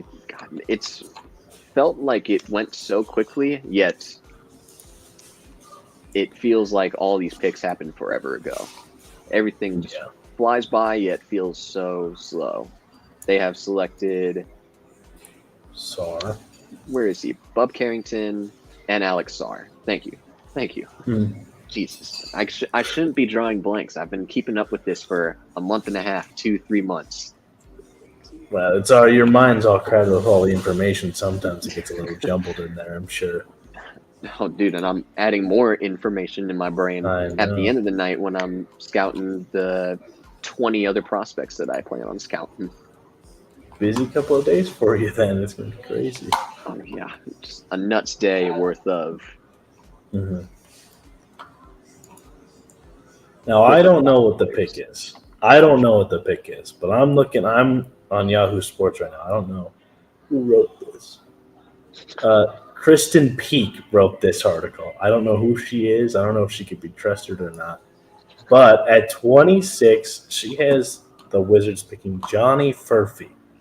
And she writes down that Furphy elected to stay in this draft after reportedly turning down a lucrative NIL deal to return to Kansas, leading many to believe he left the combine with a promise in the first round. And that seems to fit with the Wizards trading up to pick this person, but it was not Furphy. It was not Furphy, clearly. That was just what I was. Yeah, clean transition there as Kyshawn George is the pick for the Washington Wizards in 24. So I always try to pronounce this name differently because it reminds me too much of Keontae George, who was the guard that was selected last year by the Jazz. So Kyshawn George is actually how you pronounce it. I appreciate you because I would have totally called him Kyshawn. I think it is Kyshawn. I think it is. It could be Kyshawn. I don't know. It is. I have a tweet. I have a tweet right now that gives me all of the right pronunciations of the prospects. So. Oh, nice. It is Kyshawn. Kyshawn, all right. Kyshawn George. So George was a very good shooter. Very much did a lot more off of the ball. But he also did some really good stuff in transition and doing some pull-up jumpers. While he wasn't the greatest at the pull-up jumpers, I think that he ultimately did some stuff that was able to make up for the lack of a pull-up jumper, which is, again, a lot more of a skill that I value now. He was a solid passer as a wing. He knew how to read defenses and dribble through pick and roll coverages. He showed a little bit of mid-range promise as a player who knows how to rise over the top of defenders. But again, he was not the greatest of finishers at the rim at all. He really struggles to get arc, get elevation, which is the weirdest thing because that's what you're supposed to do when you get to the rim. You're supposed to go as high as you can and elevate over the top of players. And again, he was also another player that didn't have a whole lot of film, where he only averaged 23 minutes a night. But I very much view him as this sort of spot-up shooter who is given some transition opportunities, whether that be to run on the break or be a legitimate pull-up guy. And I also think that he could play in the pick and roll because, again, he was a point guard in his high school days before he had a bit of a spurt. So I view him a little bit more like a Joe Ingles. The high-end comp is like a Gordon Hayward type of player. Yeah. I mean, I think his ability to shoot the ball is going to be a really important thing for a Washington Wizards team that's just looking to get as much potential talent as they can. And I think Kyshawn George has a lot of potential, especially in the shooting department. And I think being that potential, having that potential to be a really good three-point shooter and just shooter in general can be a big boon for a Wizards team that, frankly, I feel doesn't have a lot going for it. So I think he's going to fit in well with the other picks that they've already had this draft, and I think he can bring some excitement to this Washington Wizards team. Yeah, I think it's a hell of a haul if you truly think about it. Now, the disappointing thing is, like, I really did like Deni Avdija. I thought that he showed a lot of promise in terms of the amount of confidence that he developed as a ball handler, as a person who is able to drive to the basket. Perhaps maybe this is like the Deni Avdija replacement, who is just a little bit younger on a more cost-controlled deal. You get yourself a veteran point guard that you might want to reroute and get more assets for. But you also have a guy already in place to help develop perhaps a Bub Carrington. I think pretty easily to me, mainly because Sarr was my number one player on my board. The fact that Bub Carrington was number 13 on my board, and he sort of proved me right in being a lottery-esque player. I was bound to not like something that they did, and this was the one thing that I was like, okay, that's a little bit of a reach. I liked Ryan Dunn, Terrence Shannon, Pacôme Dadiet a little more. But this is a hell of a haul that I think could very much, I'm not saying that it is, but could very much be a franchise-altering draft. Yeah. I think it has that potential for sure. And I think if especially a player like, Kyshawn George, especially a player like that, if he's able to reach his full potential, and especially quickly, I think this Washington Wizards team can make a pretty quick turnaround with this draft. Yeah. So we did get another question in the chat. Do you guys feel the Suns trade with the Nuggets essentially is about an impending trade for a piece this season, or more for regaining picks lost from previous moves? That's interesting. I think it's a bit of both. I do think that they are going to be all in. I've made it very apparent that they should not be trying to trade away Kevin Durant, Bradley Beal, Devin Booker, how you should go ahead and try to run it back. It is about recouping picks and having them as assets. Now, we've seen the value in second-round picks and seeing how they have developed over the last several years, and you could find some legit diamonds in the rough.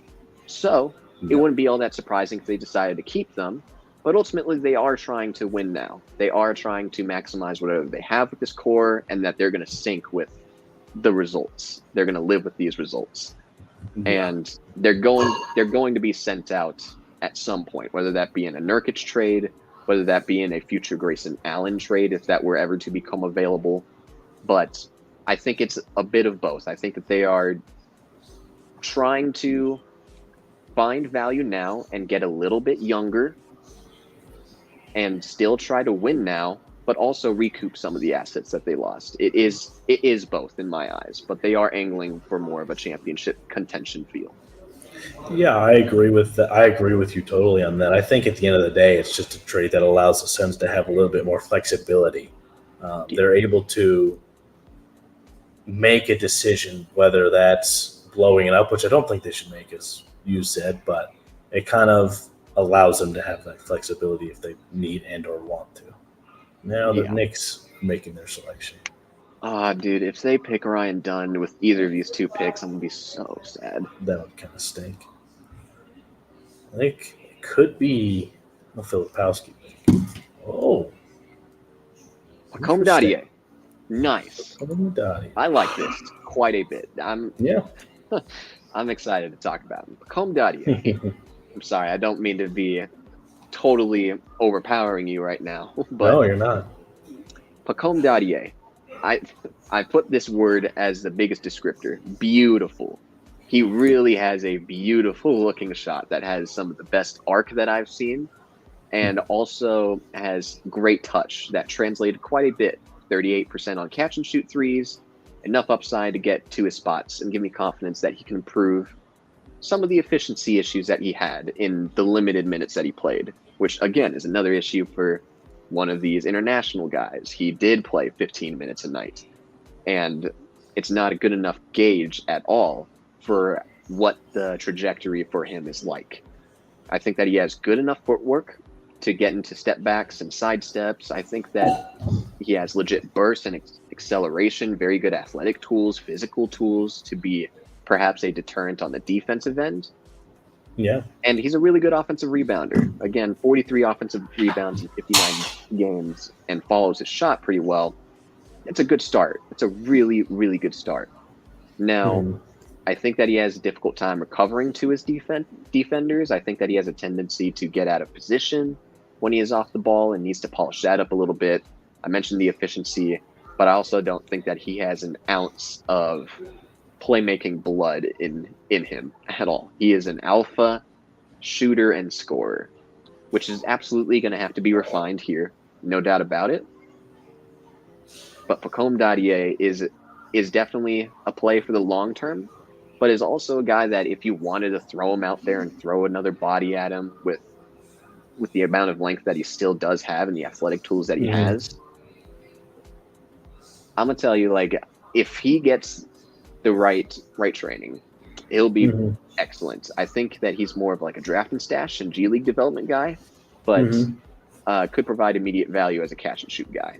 Again, I mentioned Chris Middleton when we were talking about who were we talking about? Jacoby Walter. Yeah.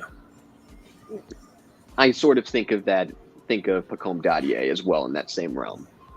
And I'm excited. I'm very excited for New York. This is a very, very good pick. Some of it is also me happy that they didn't select Ryan Dunn. But Pacôme Dadiet, being a New York Knick, is a very, very fun pick that I'm looking forward to seeing how it all pans out. Yeah, I mean, from a little bit of read of him and the little bit you were talking, he seems like a very versatile player, which I think is good for a New York Knicks team that is going to be willing and able to kind of let him develop and decide where he will be best to play at. I mean, they have obviously good players already all across the board, especially in the wing and guard position. And I think that allows them to decide what role they want him to play in the future. And I think the versatility that he has fits a team like the Knicks that are going to be able to allow him to develop and just grow under a team with a good culture, a good winning culture. And I think he has the tools to become a potentially good piece down the line for the Knicks team.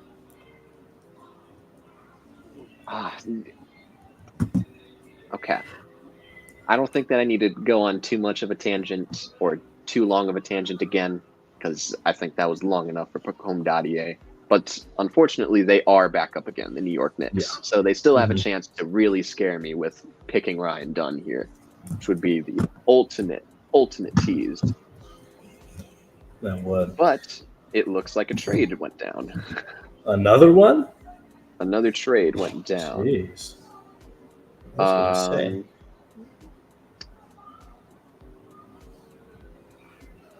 So the Thunder are trading up to number 20. What do we have? 26. 26. So they don't have the details of it yet, but I would assume that there would be some second round picks there. Sure. And unfortunately, I also saw the pick here as well. So that's sort of, it's a bummer. Oh, his AirPods have died. I was going to say, if the Knicks had stuck and picked, I would have really liked them to have taken Filipowski. I think he would have been a very good center depth piece at the very least, with the potential to be a really good offensive playmaker and scorer for a Knicks team that could really use that in the center position. Mm-hmm. I am interested, as we are sort of waiting for this pick to come in, which the pick is in, everybody. I had to throw up the banner real quick. Mm-hmm. With Filipowski in particular, how much are you buying the shooting element of his? Like the perimeter shooting? Yes, because I know that he has, at least the stuff that I've watched, he's a hell of a mid-range guy. But that's kind of all that I view him as. Is there something with his form or his hands or his touch that allows him to give you confidence that his shot could potentially translate further out? Yeah. I mean, I watched a little bit of his game over the college basketball season, and I mean, everywhere he was just being a playmaker, whether that was on the post, in the mid-range, and even at the three-point position. I feel like he was a good enough shooter, and I feel like as his career goes on, I feel like he'll only become better and better, and I think they could be developed at a good spot. But right now, the pick is in. Dillon Jones. Dillon Jones out of whoever state. So unfortunately, this is another guy that I haven't gotten around to yet. And I know for sure he is a my guy for so many different guys, for a lot of the draft guys that I respect. But again, we are going to go back to the Ringer and see what they end up saying about Mr. Dillon Jones. So, man, he is not a fan of some of these guys at all. And Dillon Jones was 67th on Kevin O'Connor's board. So they described him as a bully ball point guard with an unorthodox style of play given his size. Averaged 21, 10, and 5 over at Weber State on 32% shooting from downtown and 60% true shooting. So the word is that he has a really tight handle and really good passing vision at 6'4", 237 pounds. A good ball handler, uses his body to his advantage very often, overpowers smaller players, and he showed a pretty solid enough spot-up ability from downtown and was a very good rebounder. Said that he was sluggish as an on-ball defender, that needs to improve his lateral quickness. He's a below-the-rim athlete that really does not rise above defenders at all. And even if he has potential as a spot-up guy, he didn't display too much of it when he was over at college. A lot of that potential, according to O'Connor, is based off of the fact that he shot very, very soft balls at the rim when they were at the free throw line. So it definitely seems like this is just based off of the fact that he is way more of he's a very weird type of build that would probably need to reshape his body a little bit in order to find a legitimate role in the league. But because he has the strength, it could give some people confidence that he could be perhaps a a good enough wing if he were ever asked to be that. Yeah. I mean, I just really don't know that much about him, to be honest. I'm just going to have to trust your assessment. And I mean, I'm looking at this Bleacher Report mock draft, and they have him going at pick 47 to the Magic, and they say his pro comparison is David Roddy. That's the perfect, that's the perfect build. Right? That's funny. I mean, a player like this just doesn't really excite me that much. I just feel like he's okay at a lot of things, but I feel like he's not really good at much other than maybe rebounding. But I mean, maybe if his body changes a little bit and he works on that and maybe works on some lateral quickness, maybe he could be a good kind of wing guy for you. So, I mean, I just really don't know. Yeah. It's not entirely my assessment. It's just me reading off of somebody else's board. I'm definitely going to get to both of those guys pretty immediately here after the draft, but after the day one of the draft. But again, like you mentioned, David Roddy. Again, that's not a very exciting name at all. And No. Okay, so we have some clarity on some of the draft picks that were sent out for the 26th pick. 5 second-round picks were sent over to New York for the 26th pick. Wow. Which, given how valuable second-round picks have become in terms of just sending out 4 or 5 of them for a pretty solid run-of-the-mill role player, or in very rare cases, Bradley Beal, they go ahead and they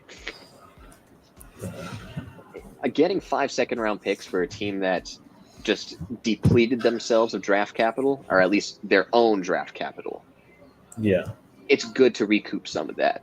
Now, I think what's important for New York, and something to keep in mind with New York, is the fact that they still have some picks left over.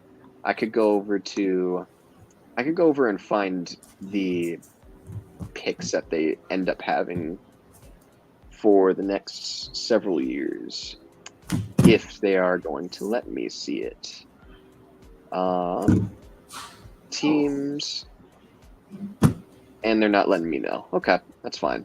I'll find out later. How many picks. But I know that they have a Detroit Pistons first-round pick at some point. I think it's protected, but I do believe that they have a protected first available at their hand. Yeah. And regardless of whether or not it's protected, having a Detroit first-round pick is pretty valuable. Very valuable, yeah. I would. And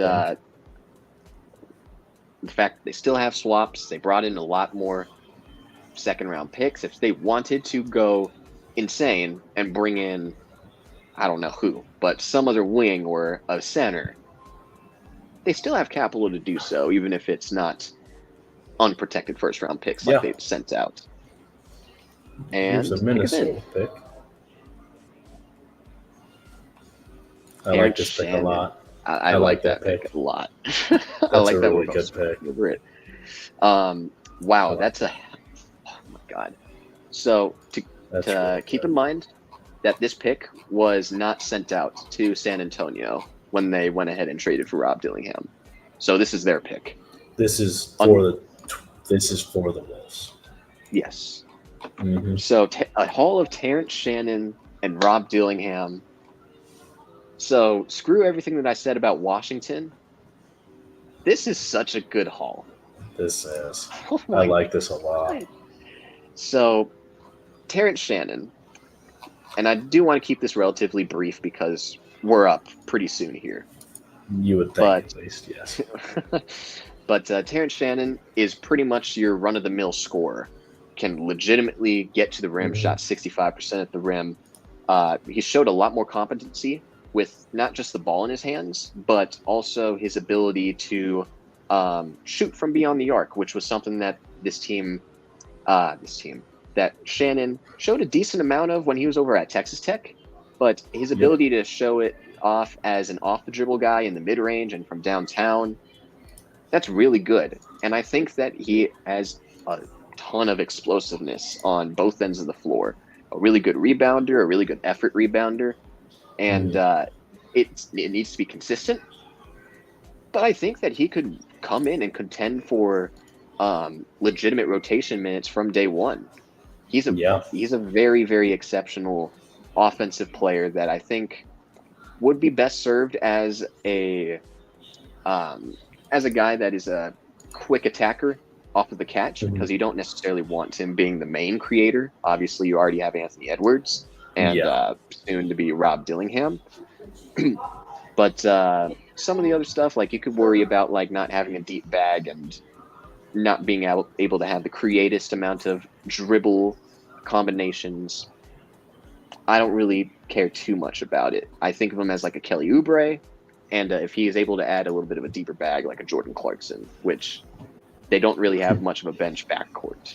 Yeah. Or much of a backcourt off of the bench, and that's a really damn good one. I mean, I really like Terrence Shannon. I really liked that Illinois team in college this year, and Terrence Shannon was a big part of that. He's a very versatile player. He's versatile defensively and offensively, but hold on. We have the team we care about is picking right now. There it is. There it is. I like it. I like it. I like it. I have a couple of family members on here, so I kind of got to refrain a little bit. But I'm not going to all the way. This is a fucking amazing pick. No, I agree. I like this pick. I do. So I think I'm going to take a little bit more time just trying to... Man, I'm very amped up about that.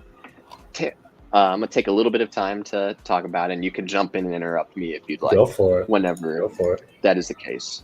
So, upon first glance, I compare him to like a Josh Okogie, which, as a shooter, you don't like that one bit. He's not the greatest shooter. He is 20% from beyond the arc, and he doesn't have much of a scoring bag at all. You kind of have to rely on basket cuts from the corner, perhaps being like a middleman and being a facilitator there a little bit.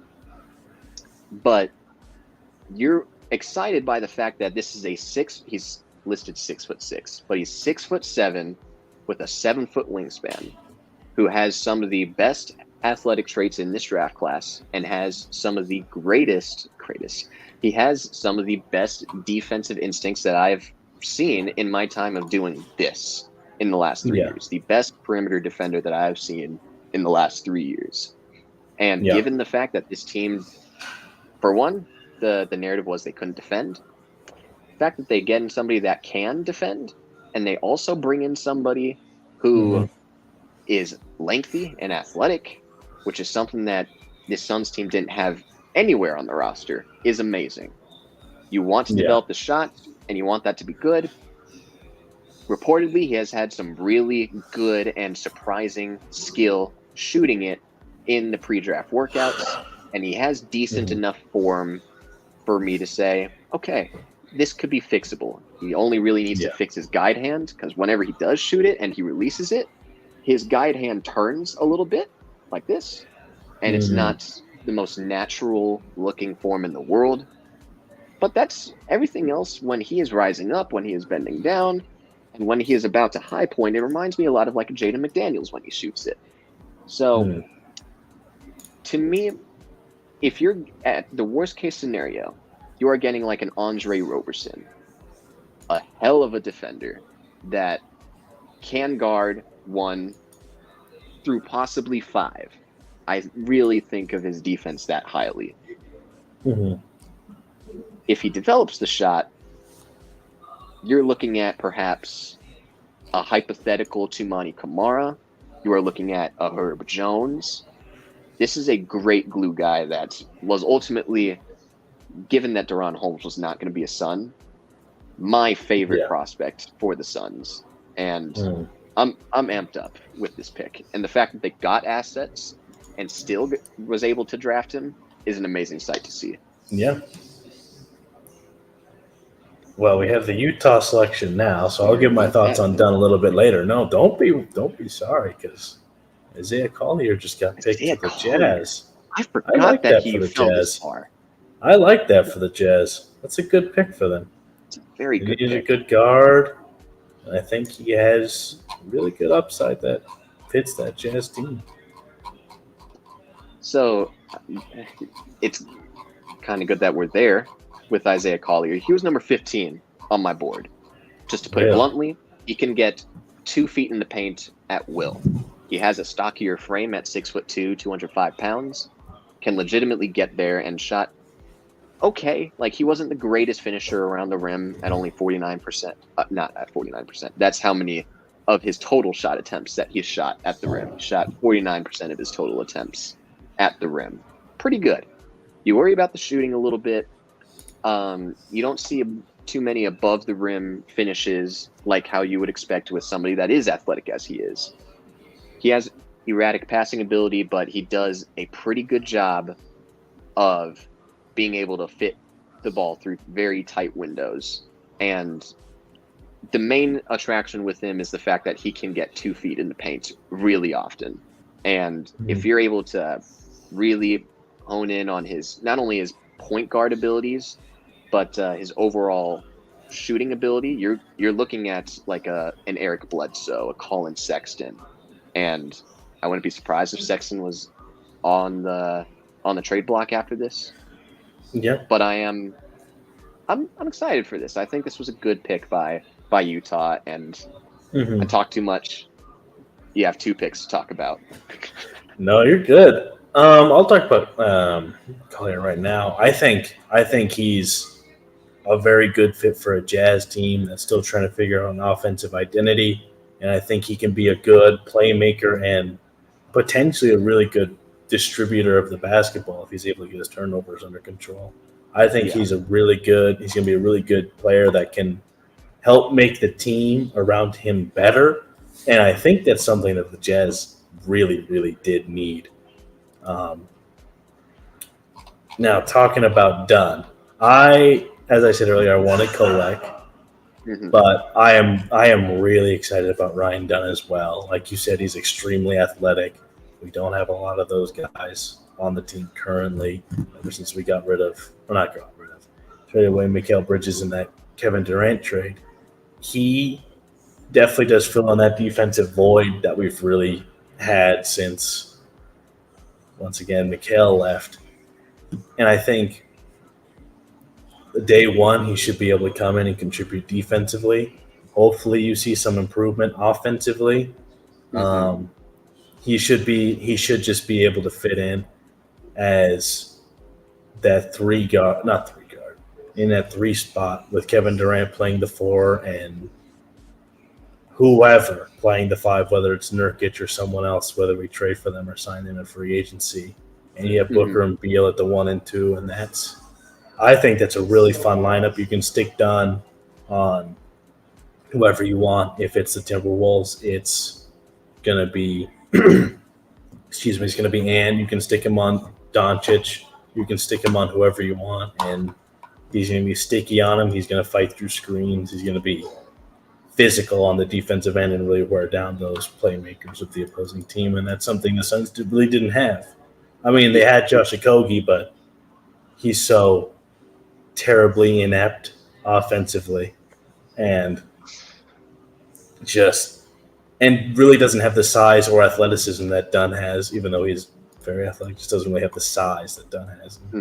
Getting to see him maybe have those matchups against those top offensive players in the Western Conference it's going to be fun to see. You know, you mentioned the size thing, particularly with Okogie. That was, as much as I talk about size and as much as I mean the center position, I go ahead and I have rehearsed this quite a while, but their playoff rotation consisted of 8 players. 5 of them were 6'5" and below. Book at 6'5", Royce O'Neal and Grayson Allen at 6'4", and Eric Gordon and Bradley Beal at 6'3". Your 3 sizable players in your playoff rotation was Kevin Durant, who you Nurkic. obviously play in the playoffs. Nurk, who proved to me that he is a completely inept playoff player. And then Drew Eubanks was always unplayable anyways. Yeah. So you have one sizable player on your roster going up against some of the biggest teams in the NBA. Mm-hmm. That is not a recipe for success. And we are seeing this sort of transition in putting a lot of emphasis on the 3-and-D guys, so much so that we're seeing some of them get paid Devin Booker money with Anunoby's contract. Yeah. We are seeing the too big system be implemented everywhere, it feels like. Them selecting a wing is a very, very good start to what I expect to be a much different roster next year. And the fact that they place an emphasis on athletic tools and size is completely different from what James Jones would have probably loved if he wanted to go with like a Kolek or Filipowski. I feel like that's a James Jones type of player. Them changing their philosophies over the last, after several years of ineptness in the draft, it's a welcome sight to see. It's no guarantee that he'll be panned out. It's no guarantee that he pans out, but I think it's a very high upside pick that, you know, even if it wasn't your preference. Yeah. He was probably high up there. Oh, yeah, he totally was. I mean, to say he's not my preference, I don't know if it's necessarily the right way of putting it. It's just, it was really 1A, 1B for me. And for me, Kolek was 1A and Dunn was 1B. But I'm very pleased with the Ryan Dunn pick, absolutely. And Boston gets Baylor Scheierman, which I love for them a lot because I think Baylor Scheierman is a stud. I actually do think the same thing for him as well. So I could pull up, where is Baylor? I think he's like 30-something. Yeah, ranked 32nd on my board behind Filipowski, but ahead of Trey Alexander, Johnny Furphy, Kevin McCullough. So, in a lot of ways, sort of, I don't want to go that route. He is your prototypical Doug McDermott type of player in my eyes, where he is going to shoot the hell out of the ball. 13 attempts per 100 possessions in his last season is pretty nuts. He knows how to use his body pretty solidly to put defenders in jail and make the right basketball play when he does that. And I do think that he has good touch around the rim. 63% whenever he drives there. Obviously, the athletic deficiencies are there. His defense is extremely worrisome. In my eyes, he has some pretty heavy feet. But he is also a guy that has a little bit of an age gap, between the rest of the draft, being 24 years old and not being able to have a whole lot of room to grow. He can still improve. I'm not putting a cap on him, but it certainly limits whatever ceiling that he could have reached if he was 18, 19, 20. But I view him a lot like a catch and shoot guy who runs a lot of floppy actions where he gets the opportunity to launch and create when he is ran off the line because he does a pretty solid job at driving. Again, to me, he's like a Doug McDermott, Duncan Robinson type that feels like, Jesus, now that I realize that he's going to Boston, he is going to launch. He is going to launch.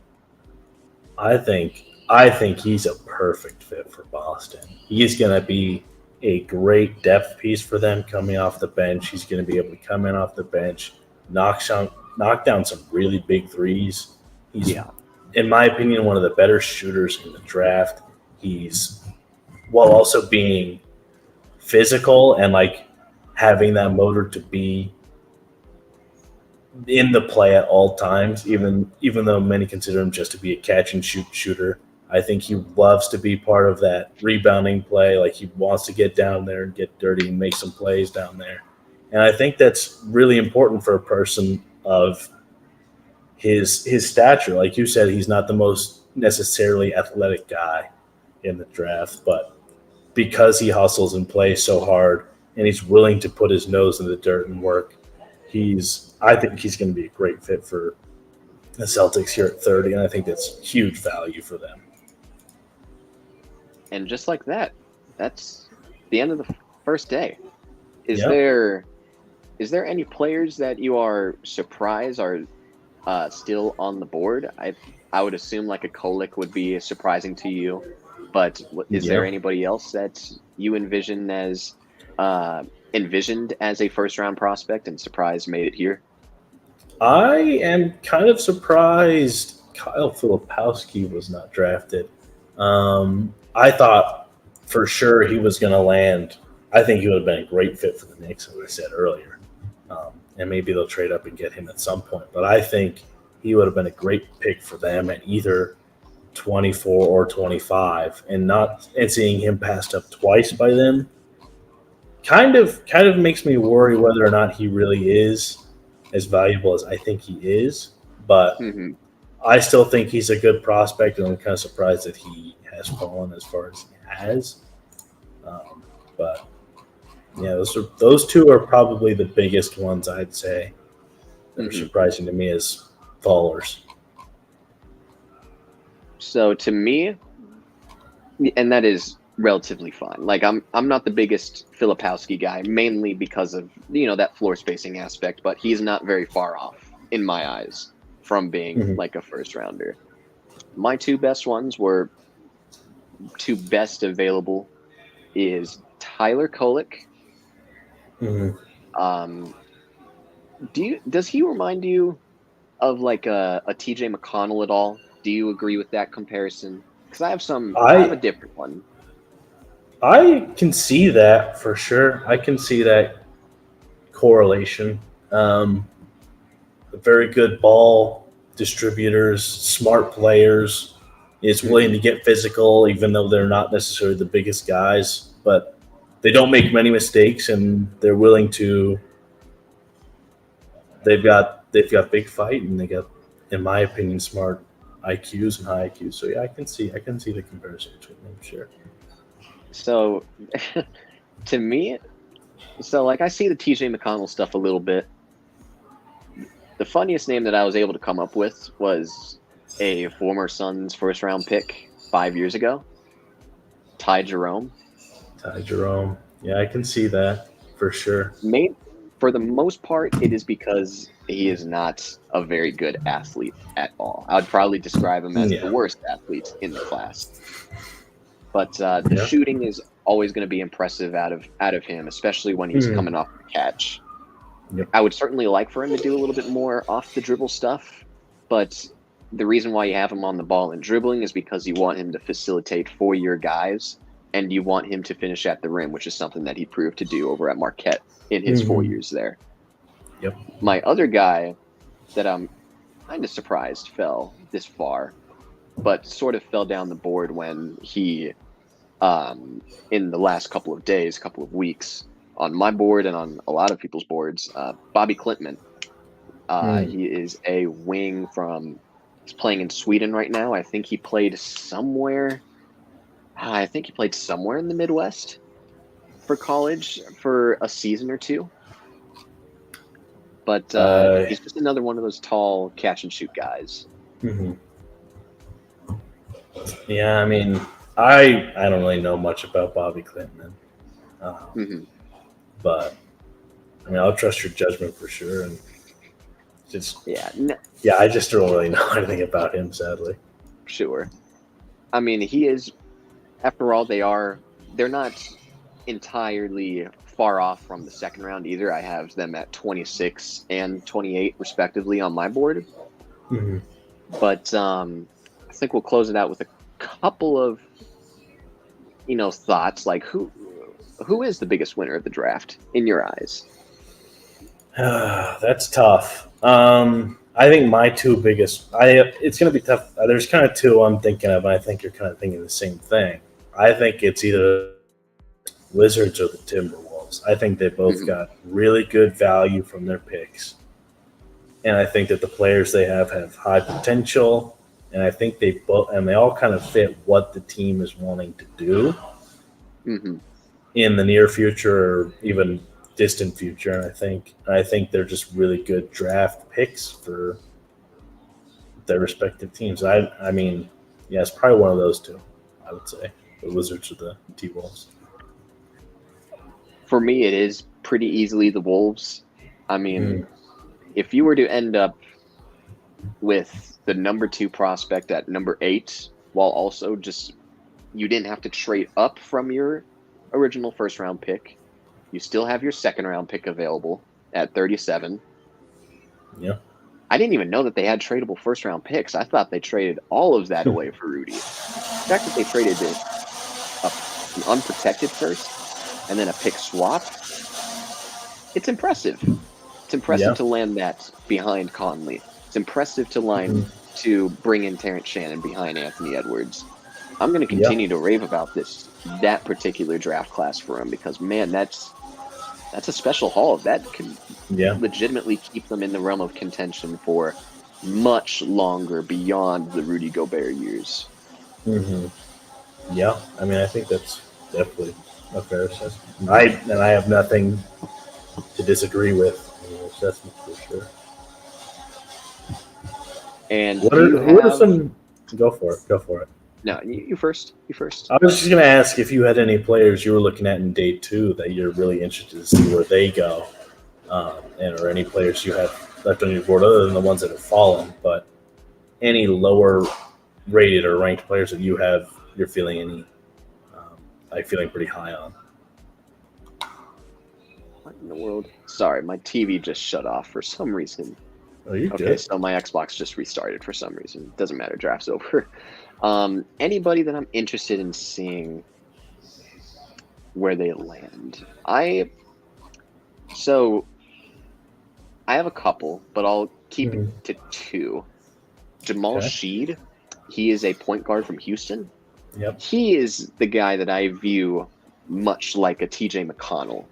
And he's just as small. He's a little bit stockier, a little bit of a bigger frame. But again, is an extremely good finisher at the rim. He shot 61% there. And what did he average? He averaged 6.3 assists a night, but I think that he really did a good job manipulating with his eyes, sort of like how Tyler Kolek does. I think that he demonstrated great leadership, and he has a legitimate competitive edge whenever he enters the court. And I think that I'm only envisioning it for Phoenix. I'm not sure where Jamal Sheed is going to land in the second round.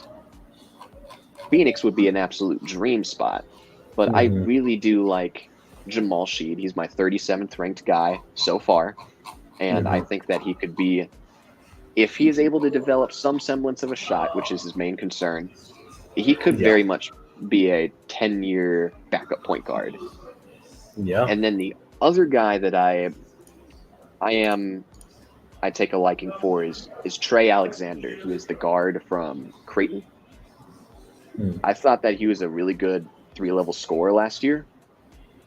We'll just say perimeter scorer. I have 3-level, but I found out that he wasn't the greatest of finishers. Only shot 53% at the rim in his career there. But 49% in the mid-range on 162 attempts last season. And he shot about 39% on catch-and-shoot shots in the last 2 seasons. And I think that his ability to operate in the pick and roll, I think that his ability to throw passes accurately as a drive and kick guy, and his 6'10" wingspan, it's all intriguing. It's going to depend on his ability to refine his defensive technique on the perimeter and his ability to help. But Alexander, to me, I have him as my 33rd ranked guy, my 4th best available player, which is a little bit of a stretch for some guys. But I really do like Trey Alexander and his ability to launch, and I think that's going to be a very good skill from day one. Curious if it's going to be some contender that goes ahead and picks him up. Yeah, I think those are very good options. I really like the Jamal Sheed shout. I think or Jamal Sheed, either one. I don't know exactly which one. I think it's Sheed. I really like him a lot. I love his intensity. I mean, I loved watching him play at Houston this year. I watched his run during the tournament, and then when he got hurt, just his desire to be out there on the court and willingness to like fight through an injury was really a really big display of his love for the game and his love and desire to compete and win. I think was really good to see out of a player of his type. And I think a good comp for him kind of is a player like Devin Carter, a guy who can really lock it down defensively. He's a smaller, kind of stouter guy, but is really good defensively, really knows his stuff, is willing to get physical and up in your grill. And I like him a lot too. I'll be very pleased if the Suns got him somehow. That would be really exciting for me. Another guy that I really like, and maybe this is Arizona bias because I watched a lot of their games, I really like Kyshawn Johnson. He is an older guy. He's one of the older guys in the class. But I think he has really good physical abilities. He's shown improvement every single year in college, and I think that would only go up exponentially in the NBA. He kind of reminds me of who's the UCLA guy that the Heat got last year? I can't think of his name all of a sudden. Hawkins. He kind of reminds me of a Jaime Hawkins type where he's kind of seen as kind of this lower, like higher floor, lower ceiling kind of guy, but I think he has a higher ceiling than a lot of people kind of give him credit for, even just because he is older and spent so much time in college. But I really like his athletic ability. I think he's a smart, really good defensive player, and I think his shooting and speed can be improved and will be improved when he gets drafted. That's an interesting one. That's a very, very interesting one. I still have to do my film work on that, but if you're comparing him to a Jaime Hawkins, that's pretty enticing. That's really, really enticing. And got ourselves a great show, fellas. I appreciate you for joining, and I think we could begin to wrap it up here. I appreciate all of y'all for joining the show today. Stuart, I appreciate you for coming on for year 3, part 3 of the draft show. Thank you for having me. And again, we will be live again tomorrow at 12:30 to cover day 2 of the draft. Hopefully I get the pronunciation of some of these guys right. And hopefully I'm able to put up the banner again. The pick is in for every pick this time around. So again, Stuart, thank you again. To you guys watching, I hope you guys are able to tune in tomorrow. And y'all have a great night.